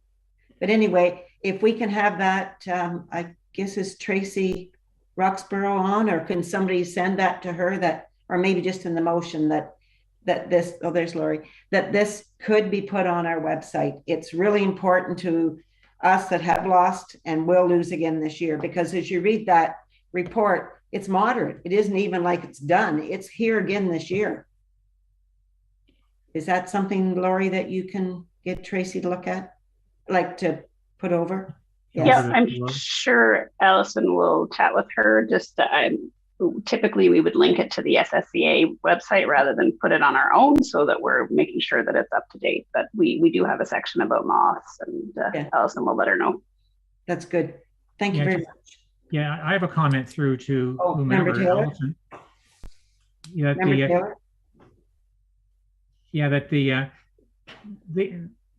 areas that they picked in Severn are the ones that least got hit. Like, we got nailed huge in Ward 1, like right from Georgian Heights, right across Gloucester Pool, McLean Lake, T Lake. It was swath. It's devastating. And as Member Dunlop said, spruce trees, like the oak and maples, all came back, but the spruce trees will not come back. The needles got eaten up there. And I'm surprised that they picked an area in Severn, more or less in a farming area, without too many trees. And the biggest area they got hit, they never had a look at it. So I'm not sure if we can ask them for clarification or why they didn't do that. Or can Member Stevens ask it? You're on Severn Sound. Push down your space bar, Ron. Thank you. Can you hear me now? Yeah. Okay. I think it needs to be a memo go back to Severn Sound and to find out exactly what they have done with the process, and that what the problem is that we have with it. I have no problem, but other members of council obviously do. Yeah, unless you've witnessed it firsthand, you don't realize the damage that's done.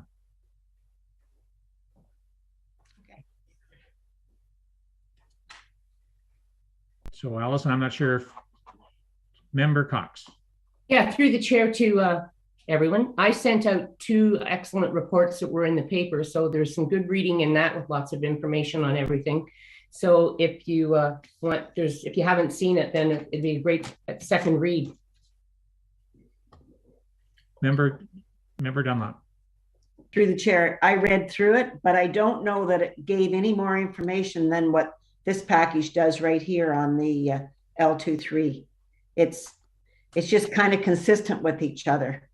And I'm, along with Member Taylor, Severn Sound went back into the country there and reported on that, and then flew over the rest of us. And we don't know anything more about it. The only thing I found out about through the spruce trees, when I talked to Forester Graham at the county, and he said, if there's any green on your spruce or pine, it may come back, but don't count on it. So he's the only person that I ever saw comment on that part at all.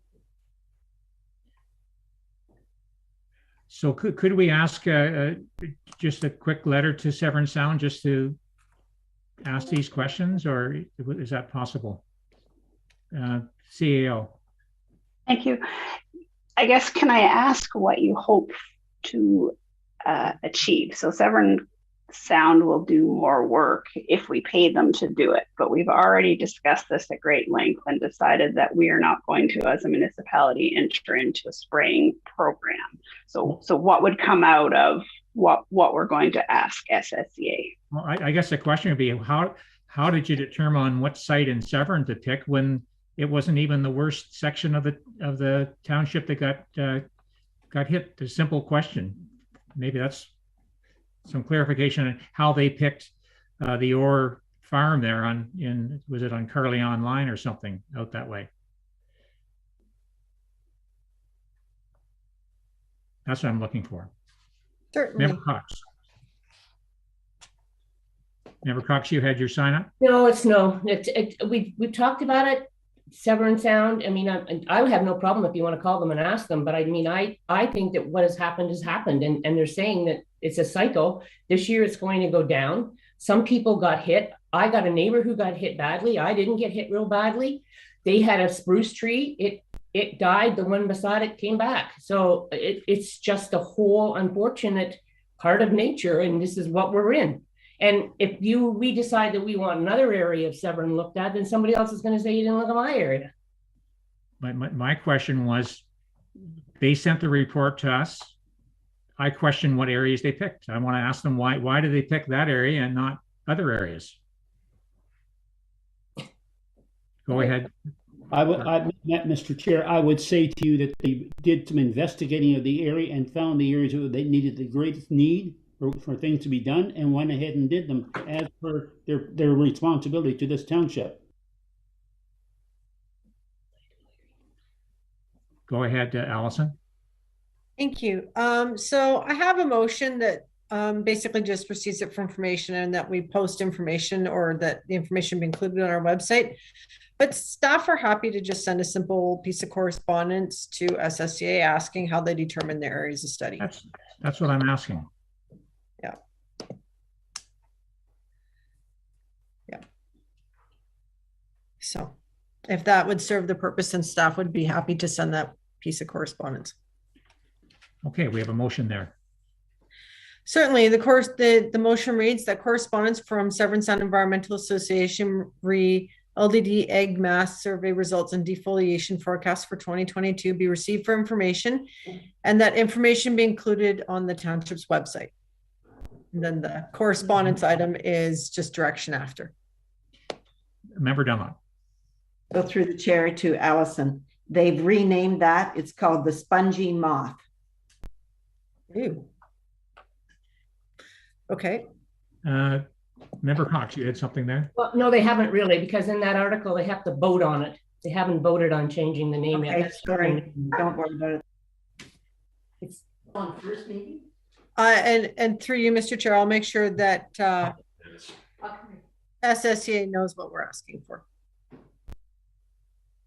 Okay, we have a mover on that. Moved by member Dunlop, second by member Stevens. All in favor? I don't see all the votes here. Okay, good. Okay, that's the end of the new business. No closed session, so we have adjournment. Motion reads that this meeting be and is hereby now adjourned at 12:41 p.m. Okay, and that's moved by member Betzwer, second by member McIntyre. All in favor? Carried. Okay, and just give me one moment here. Just end that meeting.